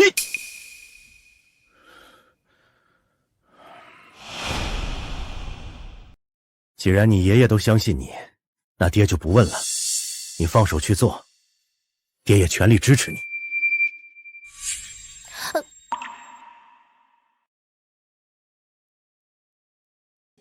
这就是刻进骨子里的肌肉记忆。其实也不能完全怪这个便宜老爹，我要是他，生出这么一个整天只知道追着男人跑的花痴傻女，只怕打得比他更狠。月儿，爹以前误会你，委屈你了，就当你爷爷替你报了仇，咱俩之间扯平了好吗？爹，要是早这么叫我一声月儿，这顿打你根本不用挨。其实王忠之前处处针对你，背后也有荣亲王的影子。如今我们定国公府和荣亲王府早已是水火不容，势不两立。只要你真能解决掉这个麻烦，爹就算被你爷爷打死也心甘情愿。爹，你就把心放肚子里吧，我说到做到。放行。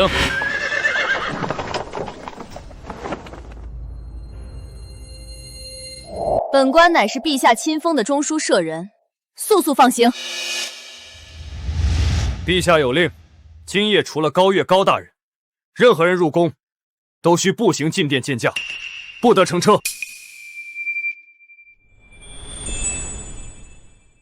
明明我才是陛下亲封的中书舍人，凭什么让他高月乘车入宫？陛下深夜急召，必定是大前有要事发生。高月，这一次我一定要把你比下去，一定要让陛下看清，我才是他真正要找的人。婉容，你是陛下亲封的中书舍人，陛下深夜急召，你本该乘车入宫，尽早见驾才是，怎么还在这里步行呢？陛下虽特许我乘车入宫，但我才刚刚晋升中书舍人，还是步行入宫，以表对陛下敬重为好。还是婉容考虑周全，心思缜密。不愧是我大前第一女状元，既有才学，又懂礼数。陛下迟早有一天会知道，沈状元才是我大前真正的第一才女，绝不是她高月能比的。陛下还在等着我们，别耽搁了，赶紧走吧。陛下驾到！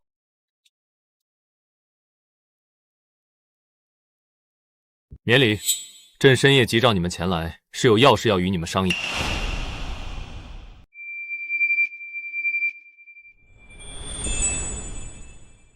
还说以前的花痴是装的，我看是花痴的对象换成了陛下还差不多，竟敢当着我的面用眼神调戏陛下，简直是胆大包天。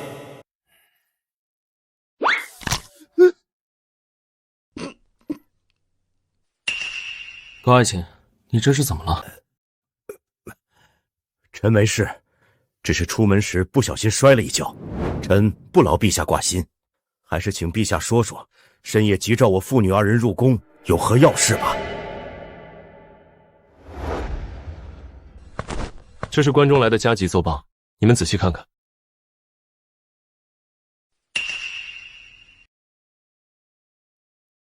陛下，宋家父子沈状元还有王老将军到了。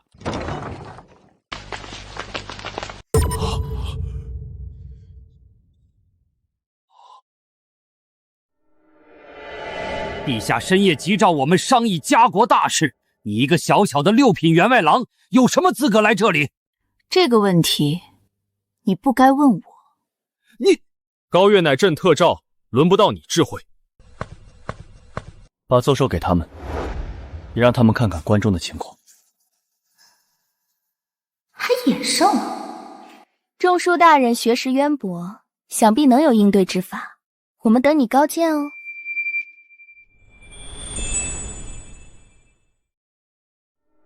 你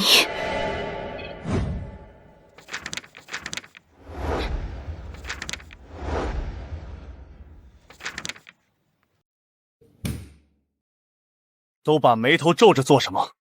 朕召你们前来是让你们出谋划策，解决蝗灾之患的，不是看你们在这里皱眉头的。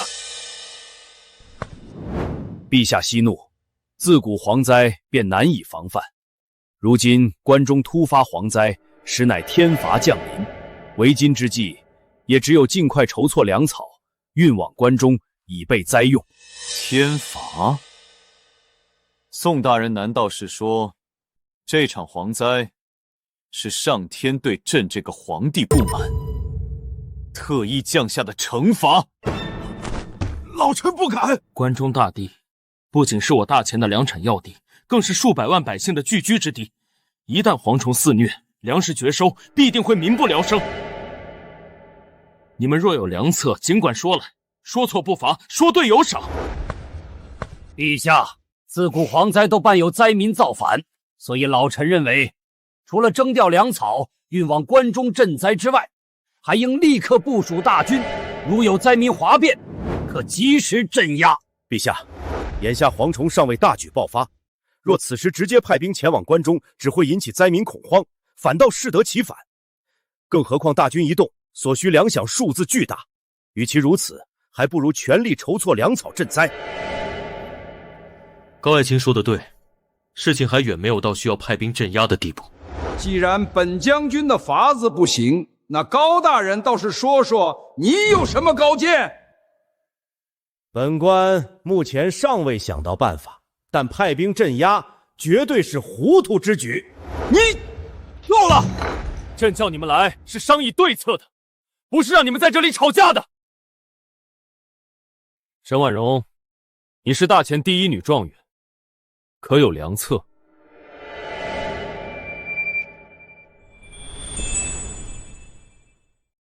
陛下，蝗灾自古便无人能真正遏制，更何况关中刘据守已上书奏明，当地已有蝗虫出现，田间地头遍布虫卵，这些虫卵深埋地下，无法彻底根除。眼下，朝廷别无他法，唯有尽快筹措粮草，做好赈灾准备。飞蝗过境，寸草不生，百姓颗粒无收。到那时，他们不是活活饿死，就是一子而食，简直就是人间炼狱。关中灾民如此众多，仅凭朝廷赈灾，如何能活？高月，你心思机敏，聪慧过人，面对关中蝗灾，可有解决之法？陛下，她这么一个黄毛丫头，只怕连蝗虫长什么样都没见过，她能有什么解决之法？臣敢断言，她若是能想出根除蝗灾的法子，老夫便直接舔遍长安所有茅坑。王老将军，男儿一诺胜过千金啊！老夫言出必行。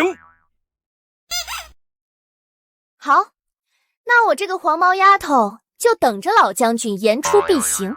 你奇怪，我怎么突然就心虚了？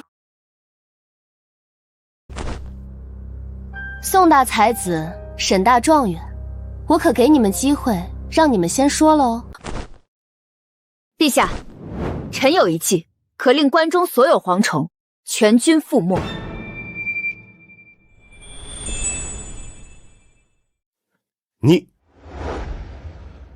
我应该相信月儿才是，可他连蝗虫都没怎么见过，又怎么会有对策？正如刘太守奏报所说，关中虽有蝗虫出现，但大多还只是虫卵，尚未孵化。既有大量虫卵，就必定爆发蝗灾，且虫卵深入地下，难以根除。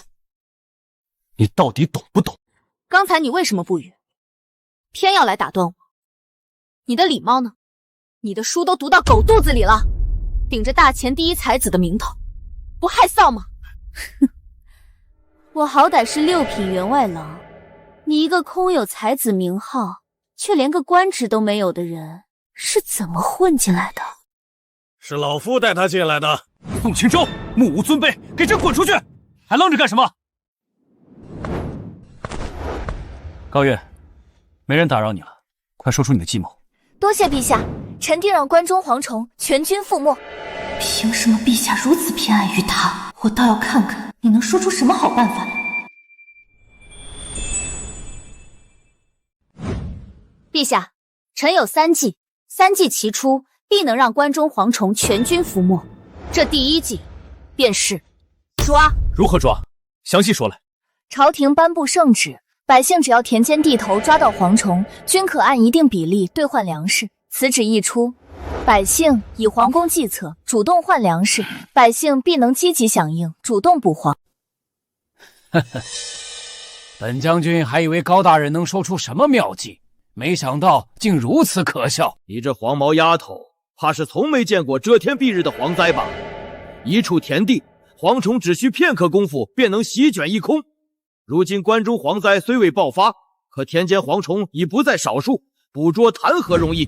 况且粮食兑换比例过低，百姓不会响应；比例过高，朝廷又难以负担。你这计策根本行不通。再者说了，朝廷要这些破蝗虫有什么用处？谁说蝗虫无用？哼！陛下，臣的第1计需与第2计配合使用，方能生出奇效。哼！你这嘴比老夫的长枪还硬。王老将军，不要插话，让高月说下去。是，陛下。高月，你的第2计是什么？臣的第2计便是一个吃字。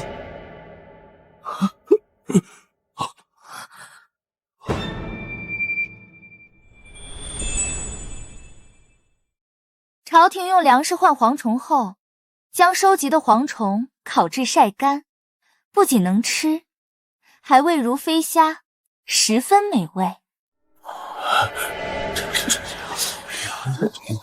朝廷用钱粮鼓励百姓捕蝗，再将蝗虫制作售卖，弥补捕蝗支出，一举两得，何乐而不为？陛下，此计乃祸民之计，万不可行。为何不可行？臣虽未见过蝗虫，却博览群书，书中记载，蝗灾过境，百姓颗粒无收，饿极了就捕蝗充饥，吃得少还没事，吃多了便会腹泻不止，虽不致死，却也足以证明蝗虫有毒，断不能推广食用。高大人若是不懂，我可以教你，但请不要再出这种祸国殃民的馊主意。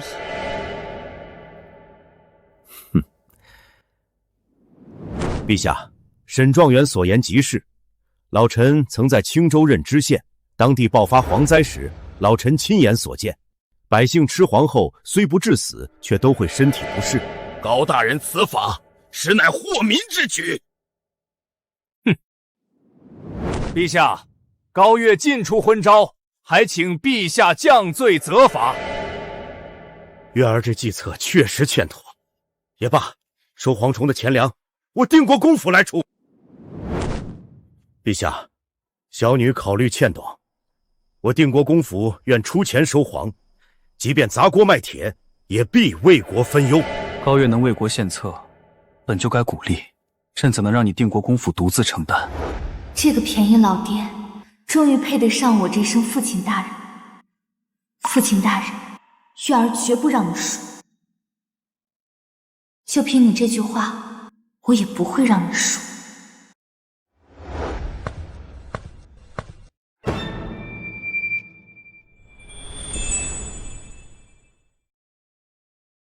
你想干什么？哼！老夫身经百战，可不怕你。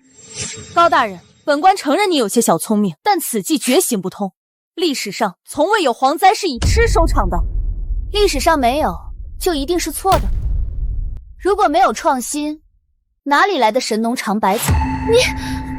陛下，关中蝗虫尚未成灾，眼下虫卵居多，这正是破局的关键。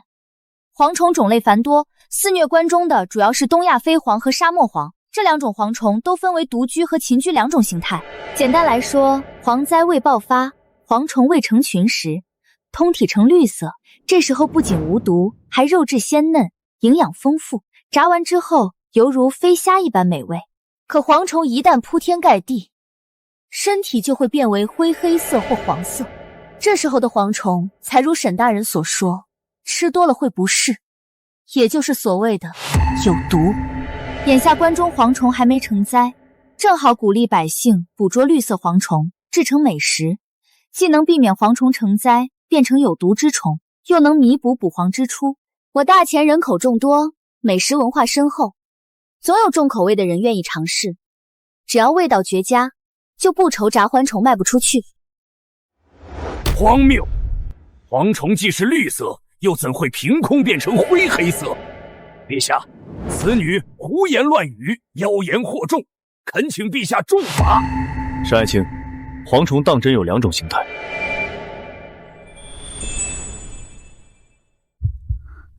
若我当众否认，高月必定受罚。可是就是，不是就不是。身为朕的中书舍人，怎可遇事如此犹豫？启禀陛下，蝗虫确实分2种，有绿色也有灰黑色。蝗灾爆发后，铺天盖地的蝗虫也的确是灰黑色。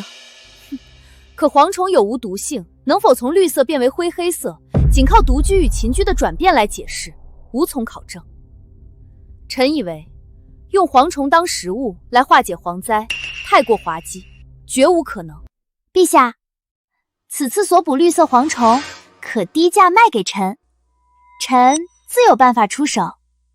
如此一来，不仅臣能从中赚上一笔，也还算是为国效力啦。哼，高大人，别怪本将军没提醒你，此事事关百万关中百姓，若出半点差错，你定国公府也承担不起。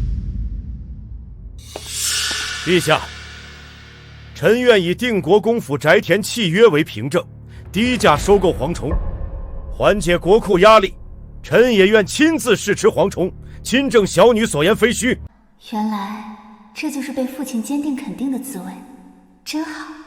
朕还不至于让手下臣工独自承担风险。既然大家都没办法，那就按高月说的来。有些事唯有试过才能知道结果。至于收购蝗虫的亏损，就从朕的内库里出。内库？那不就是他的私房钱？我得做个局，把这笔钱套过来才行。想什么呢？我又不是皇后，哪能套他的钱？我这职业病得治。高大人，就算你这方法可行，也只能应对无毒的绿色蝗虫。可眼下关中大地虫卵繁多，一旦虫卵孵化成为群居毒蝗，你又如何应对？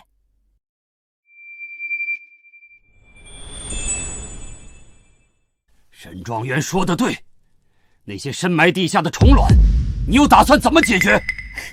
王老将军，问问题可以，但能不能别老挡着我欣赏？不是，别老挡着我向陛下汇报。我是陛下的臣子，又不是你的下属，没必要事事看着你脸色回答吧。你，王忠，给朕退下。高月，现在没人挡着你向朕汇报了。这就要说臣的第3计，生物防治，天敌相克了。仔细说说。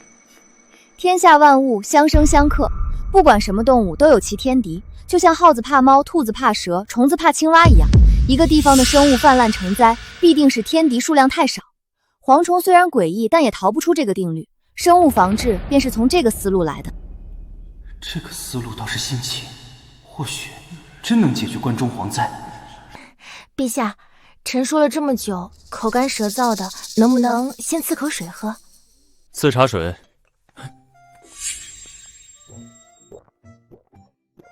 那是朕喝过的。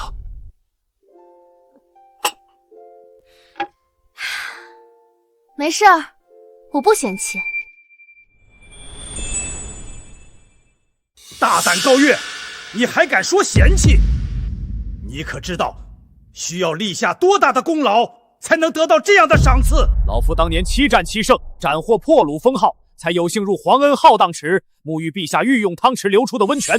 你寸功未立，竟敢喝陛下杯中水，还口出嫌弃之言。陛下，此女犯大不敬之罪，应当严惩。陛下，小女不懂宫廷礼仪，这才无意冒犯天威，还请陛下恕罪。啊，原来皇恩浩荡是指皇帝的二手温泉水，沐浴皇恩就是泡皇帝的二手温泉水。完了完了，我要是真解决了蝗灾，可千万别让我沐浴这种皇恩啊！还愣着干什么？快跪下向陛下请罪！你还是第一个敢嫌弃朕的人。高月，你的第3计若真能解决蝗灾，朕就破格邀你与朕同赴玉龙池共泡温泉。看他们这反应，这好像还真是无上的荣耀。可我怎么总觉得吃亏的是我呢？陛下，这赏赐能换一个吗？可若解决不了蝗灾，数罪并罚。赶紧说你的生物防治到底应该怎么做？陛下，臣能站起来说吗？起来吧。谢陛下。谢陛下。凭什么？他高月凭什么能得陛下这般偏爱？我倒要看看你这生物防治能不能真的解决蝗灾。我等着看你数罪并罚。启禀陛下，蝗虫成灾需满足2个条件：一是灰黑色或黄色的蝗虫数量足够多；2是它们聚集在一起。这2个条件的达成与天气息息相关。冬天不下雪，冻不死地下虫卵；春天不下雨，土地干旱。蝗虫偏爱干旱环境，可捕食它们的飞鸟却难耐干旱，难以生存。天敌减少，环境又适宜，蝗灾自然会肆虐。天气我们无法改变，但我们却可以增加蝗虫天敌的数量。有些道理啊。陛下，臣的方案是速速在长安周边召集5万只鸡鸭，组成鸡鸭联军，火速运往关中。1只鸡鸭一天能捕食上百只蝗虫，5万只鸡鸭一天便能吃掉1000万只蝗虫，只需10日便可吃掉上亿只蝗虫。10天5000万。陛下，趁现在蝗虫尚未成灾，此计不出几日便能见效。后续即便地下虫卵孵化成蝗虫，也不过是给鸡鸭增肥的饲料罢了。好，此计甚好，既切实可行，又成本低廉。待蝗灾解决。不对，若此计真如此简单，先贤为何从未提出过？这里面必然有问题。你知道你这是什么行为吗？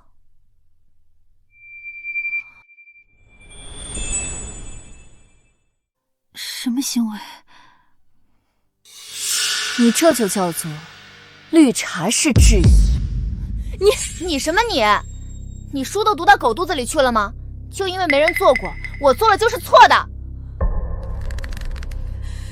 高月，你不要以为有几分小聪明就可以无法无天。最起码我提出了切实可行的办法，不像你，什么建议都提不出来，只会在那里绿茶式质疑。沈状元，你要是不懂，我可以好心教你啊。他竟然把我刚才说的话原封不动的还给我。还有，什么是绿茶式质疑？高月，今日之耻，我必100倍1000倍奉还。陛下，此计虽然可行，但必须在蝗虫变色之前推行，否则蝗虫成灾带毒，鸡鸭也不会吃了。陛下，高月所言全是他个人见解，毫无史料考证。一旦推行此计，便是拿100万关中百姓的身家性命做赌啊！陛下，万不可轻信呐！朕观史书，蝗灾过境，寸草不生，民不聊生。如今唯有高月一人提出解决之法，朕必须一试。朕乃大钱之主，理当第一个当着百姓的面吃蝗虫，此事所有后果，朕一力承担。陛下圣明，陛下圣明。对了，陛下，臣虽能保证绿色蝗虫无毒，好吃且有营养，但您是大前皇帝，需坐镇长安，大可不必亲赴关中吃给百姓看。此计是你提出，确实你去最为合适。不，臣乃谋士，不善武略。不过臣可以举荐一人，保证可以完成任务。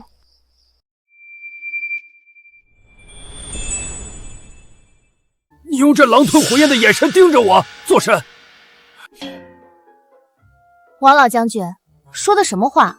我这明明是慧眼识珠，怎就狼吞虎咽了？陛下，臣要举荐之人，便是破虏将军王忠王老将军。高月，你王老将军乃我朝名将，在关中地区久负盛名。只要他带领5万积压联军赶赴关中，百姓必定心安。陛下只需下一道圣旨，命王老将军召集当地乡绅，当众食用蝗虫，百姓见状必定信服，也会积极参与捕蝗。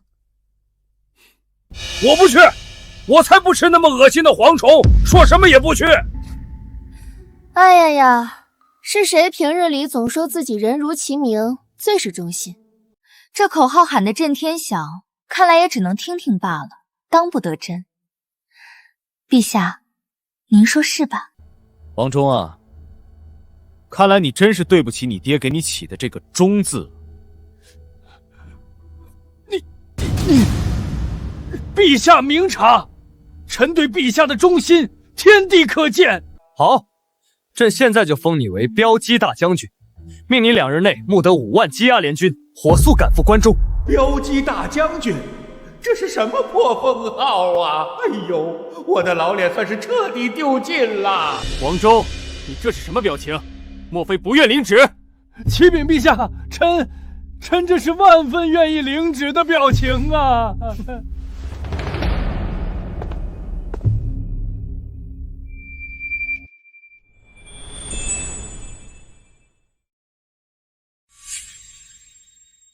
王老将军，朕在长安等你凯旋。陛下放心，臣到了关中之后，即刻召集乡绅，当着他们的面先吃2斤蝗虫下酒。去吧。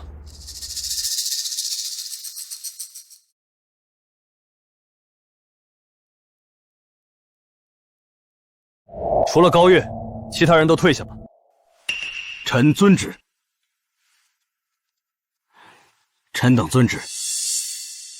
对了，高侍郎腰上有伤，用朕的龙辇送他回府，务必稳妥。是陛下。谢陛下厚爱。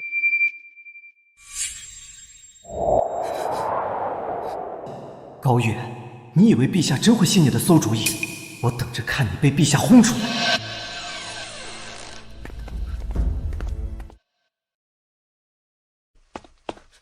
爹，婉容，里面怎么样了？陛下，采用了高月的所有计策。这怎么可能？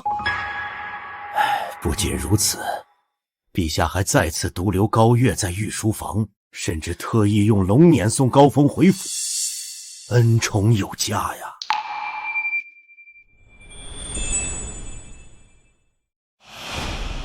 到底谁才是陛下亲封的中书舍人啊？一个被陛下当众轰出御书房，一个虽获封中书舍人，却始终不受陛下待见。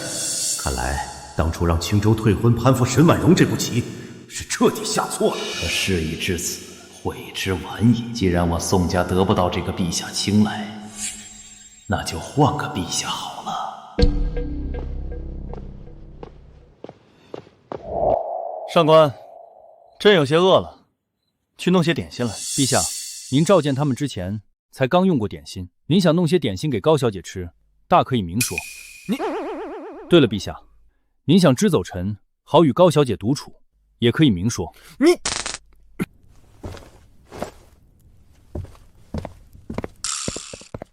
这个上官俊，平时就是个闷葫芦，今天怎么突然话这么多？别听他瞎说，朕不是那个意思。啊，那陛下躲我干什么？朕乃大钱之主，怎会躲你？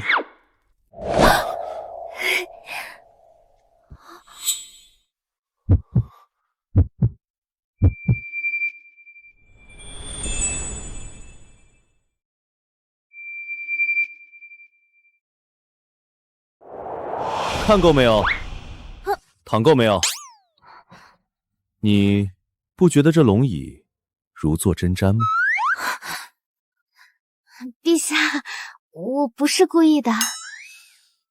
那你刚才……不是，刚才逗你是故意的，但坐龙椅真的不是故意的。高月，你简直……坐吧。皇帝竟然要我坐龙椅，这待遇简直……不对，皇帝主动让臣子坐龙椅，可不是什么好事。不行！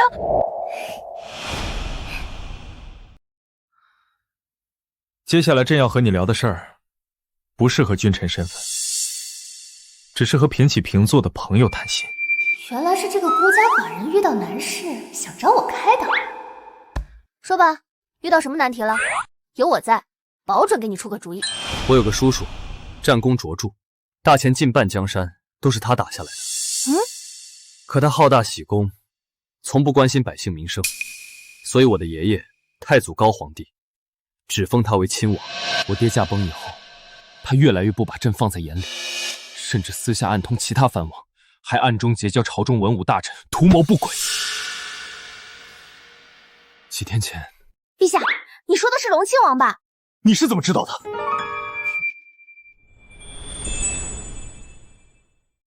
你家那点破事儿，还用别人来告诉我？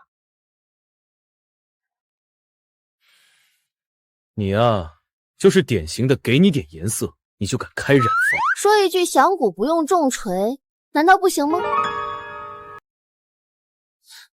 别贫嘴啊！我看你刚才那蔫坏的表情，就知道你心里有主意了。快说！陛下，我有一计，可令荣亲王一家满门抄斩，永绝后患。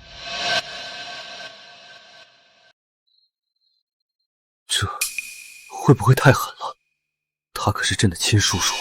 当初灭仇家满门后，面对仇家小孩该怎么办的考题是谁出的？你这个考官怎么突然犯了连考生都不会错的低级错误？你要是个男的，早死800回了。可明明是你说的，现在是朋友谈心啊！既然是朋友，谈心哪能一点不损？损友才是最好的朋友，好不好？好，你说的对，快说出你的计谋。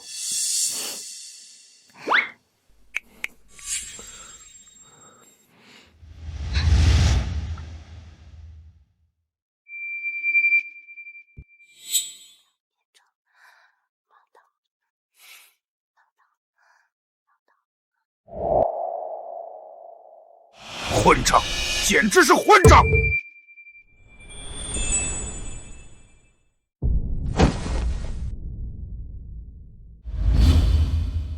爹，这小皇帝也太过分了！我在后面听着，都恨不得冲出来一刀砍了那传旨太监。他不仅要削我的藩，还要我后天一早陪他去太庙祭告先祖，做主动削藩的典范，还一口一个皇叔的叫着，恶心！哎呦！爹，您稳着点，别闪着腰。确实不能闪着腰，毕竟明天就是那小皇帝的死期。这么快？那小皇帝敢如此嚣张，不过是有高月那丫头出谋划策，还有高天龙那老不死的全力保他。他敢做初一，就别怪我做15。今天晚上，你带着为父的兵符去咸阳调兵。明天事成之后，你就是大前太子。儿臣谨遵父皇旨意。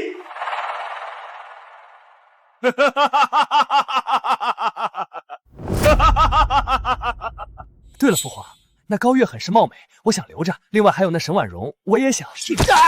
个不成器的东西！事儿还没办成，惦记着女人。你们越漂亮的女人越歹毒，高月那丫头能留吗？还有沈婉容，空有状元头衔，留着浪费米饭吗？爹，我错了，我把事办成了再想。这要是当了太子，大前不得20而亡？等我登基之后，还得想办法再生一个才行。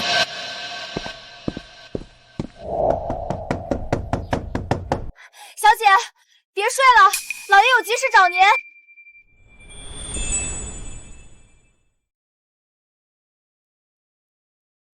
爹，您找我呀？爷爷也在啊。不是爹找你，是你爷爷有要事找你。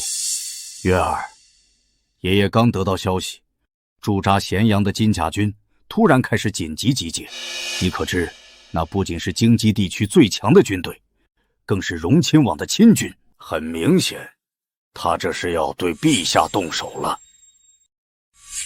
只是爷爷还不知道他们具体会在什么时候动手。他们今晚就会秘密开拔，潜伏在京城之外。你怎么会知道？因为他们不过是我手中的棋子罢了，自然是我这个棋手让他们怎么做，他们就怎么做了。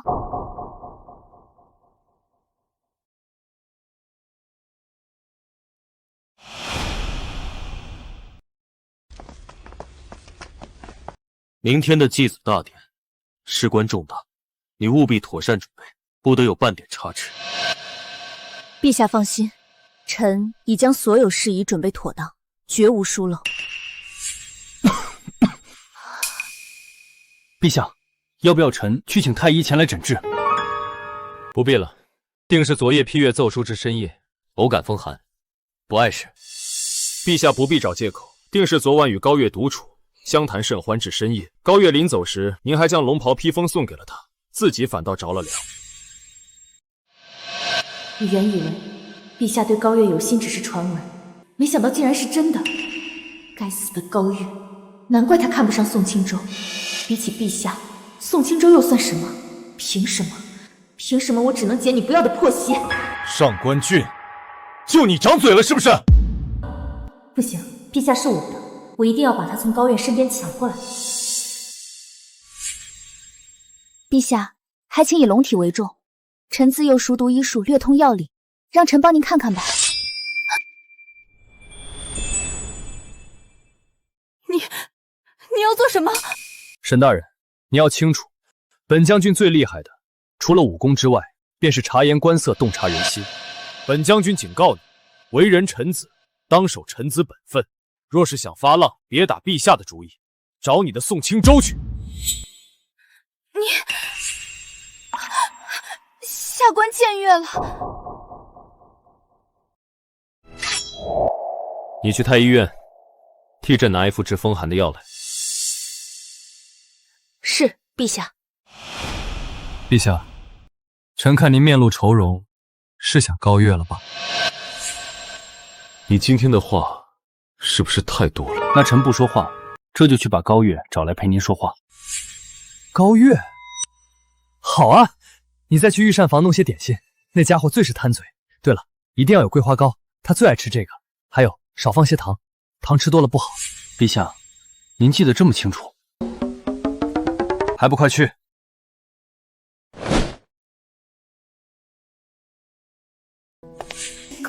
高月又是高月，凭什么？你不是要去太医院拿药吗？怎么走得这么慢？要是高月在这里就好了。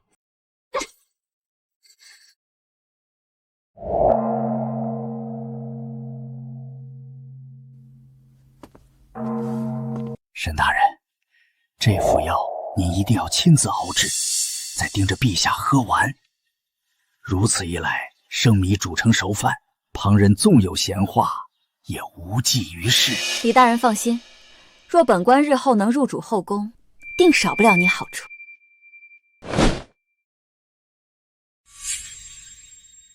我正愁没机会替荣亲王下药，你就主动送上门来了。后宫，你就别想了，毒杀皇帝的罪名就由你替我担了吧。陛下，臣把药熬好了。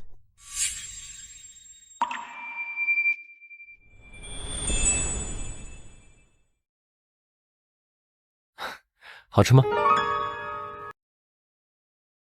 花香倒是够了，就是甜味差了点。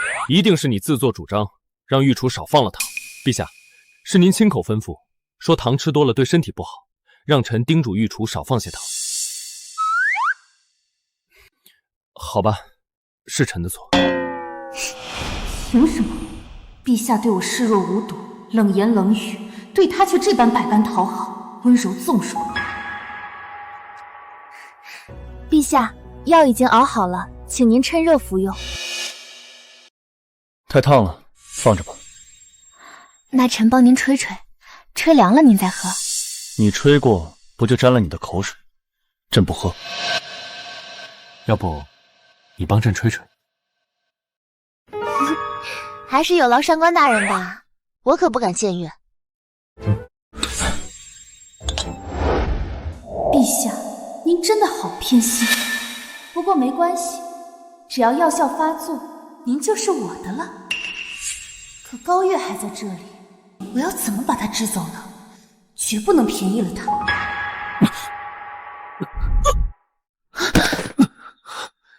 有毒，药里有毒。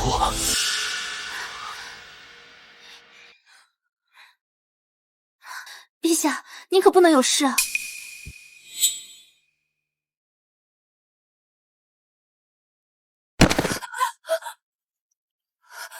怎么会这样？我只是手买卖梨台，遗下了合欢伞，我没想要陛下的命啊！沈绿茶，你想进宫当妃，想疯了吗？还不是因为你，每次都在我最关键的时候出来抢走本该属于我的一切。我抢你什么了？你喜欢宋钦州，我一脚把他踹给你；你想当陛下的进士，我直接把位置扔给你，这也叫抢？我冤不冤啊？高玉，陛下，您没事了？朕知道有人会给朕下药，却万万没想到，你也要给朕下药。来人！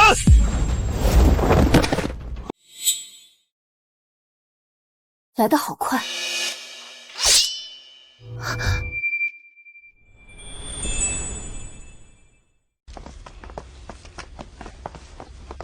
臣太祖高皇帝之子，荣亲王武龙，请陛下退位。你就这么想要这个皇位？江山是我打的，师弟是我收的，蛮夷是我撵出去的，凭什么皇位给你爹做？就因为他是长子？还有你，一个乳臭未干的娃娃，让我给你3跪9叩也就罢了，竟然还想削我的兵权！既然你不识好歹，那我就亲手拿回本就属于我的皇位。你放心，念在叔侄情分，朕会给你留全尸的。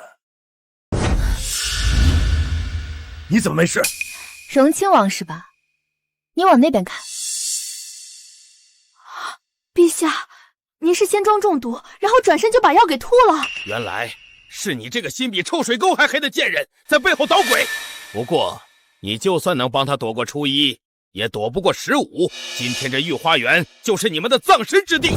太子，动手，送他们上路。哼，臭护卫，待会儿再送你们主仆2人上路。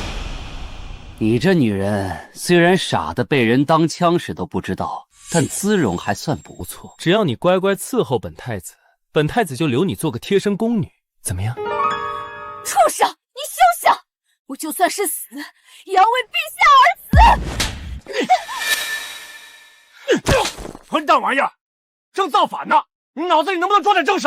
是，父皇说的对，儿臣知错了。那什么亲王，别怪我多嘴啊！你还能生吗？你要是不能生的话，这怕是后继无人啊！臭丫头，等朕拿下皇位，一定打烂你的嘴！父皇，他们在拖延时间，先杀了小皇帝再说。你现在知道是拖延时间了，早干嘛去了？我这不是一时糊涂吗？我个屁！还不快动手！给我杀！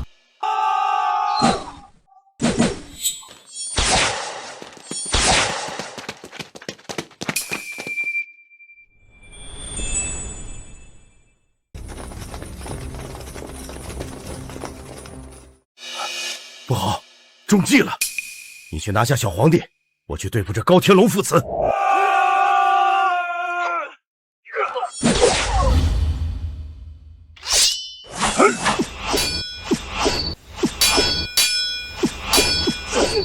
上官，你和他边上去打，别挡我欣赏我爷爷和我爹的雄姿。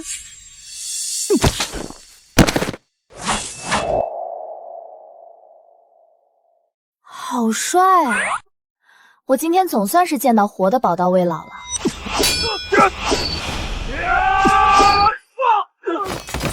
各位小心！他竟然想都不想就要为我挡道。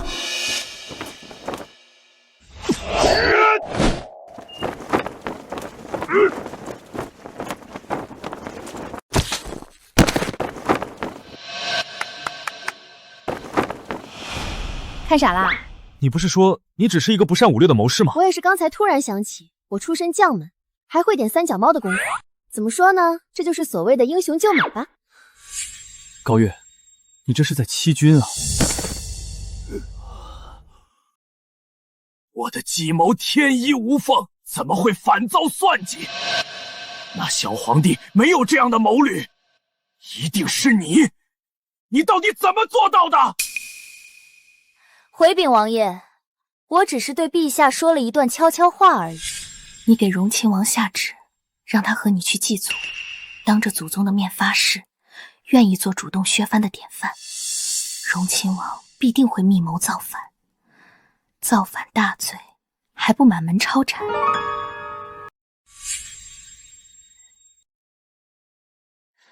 具体怎么做？你明天就下旨，让他后天就这么做，只给他1天的准备时间。由于时间仓促，他来不及调集大军，只有急调最近的咸阳亲军。而且你为了隐蔽，你还不敢抽调太多人马。想要人少的情况下，还把办事情办成，除了让买通太医下毒的同时逼宫弑君，你没有第二条路可走。高大人，这一切就像是他们在按照你的命令行事一样，佩服。我还是喜欢你从前那股高冷小奶狗的样子。不会说话就别说话，什么叫按照我的命令行事？栽了！想我舞龙戎马一生，竟然栽在了一个黄毛丫头的手上！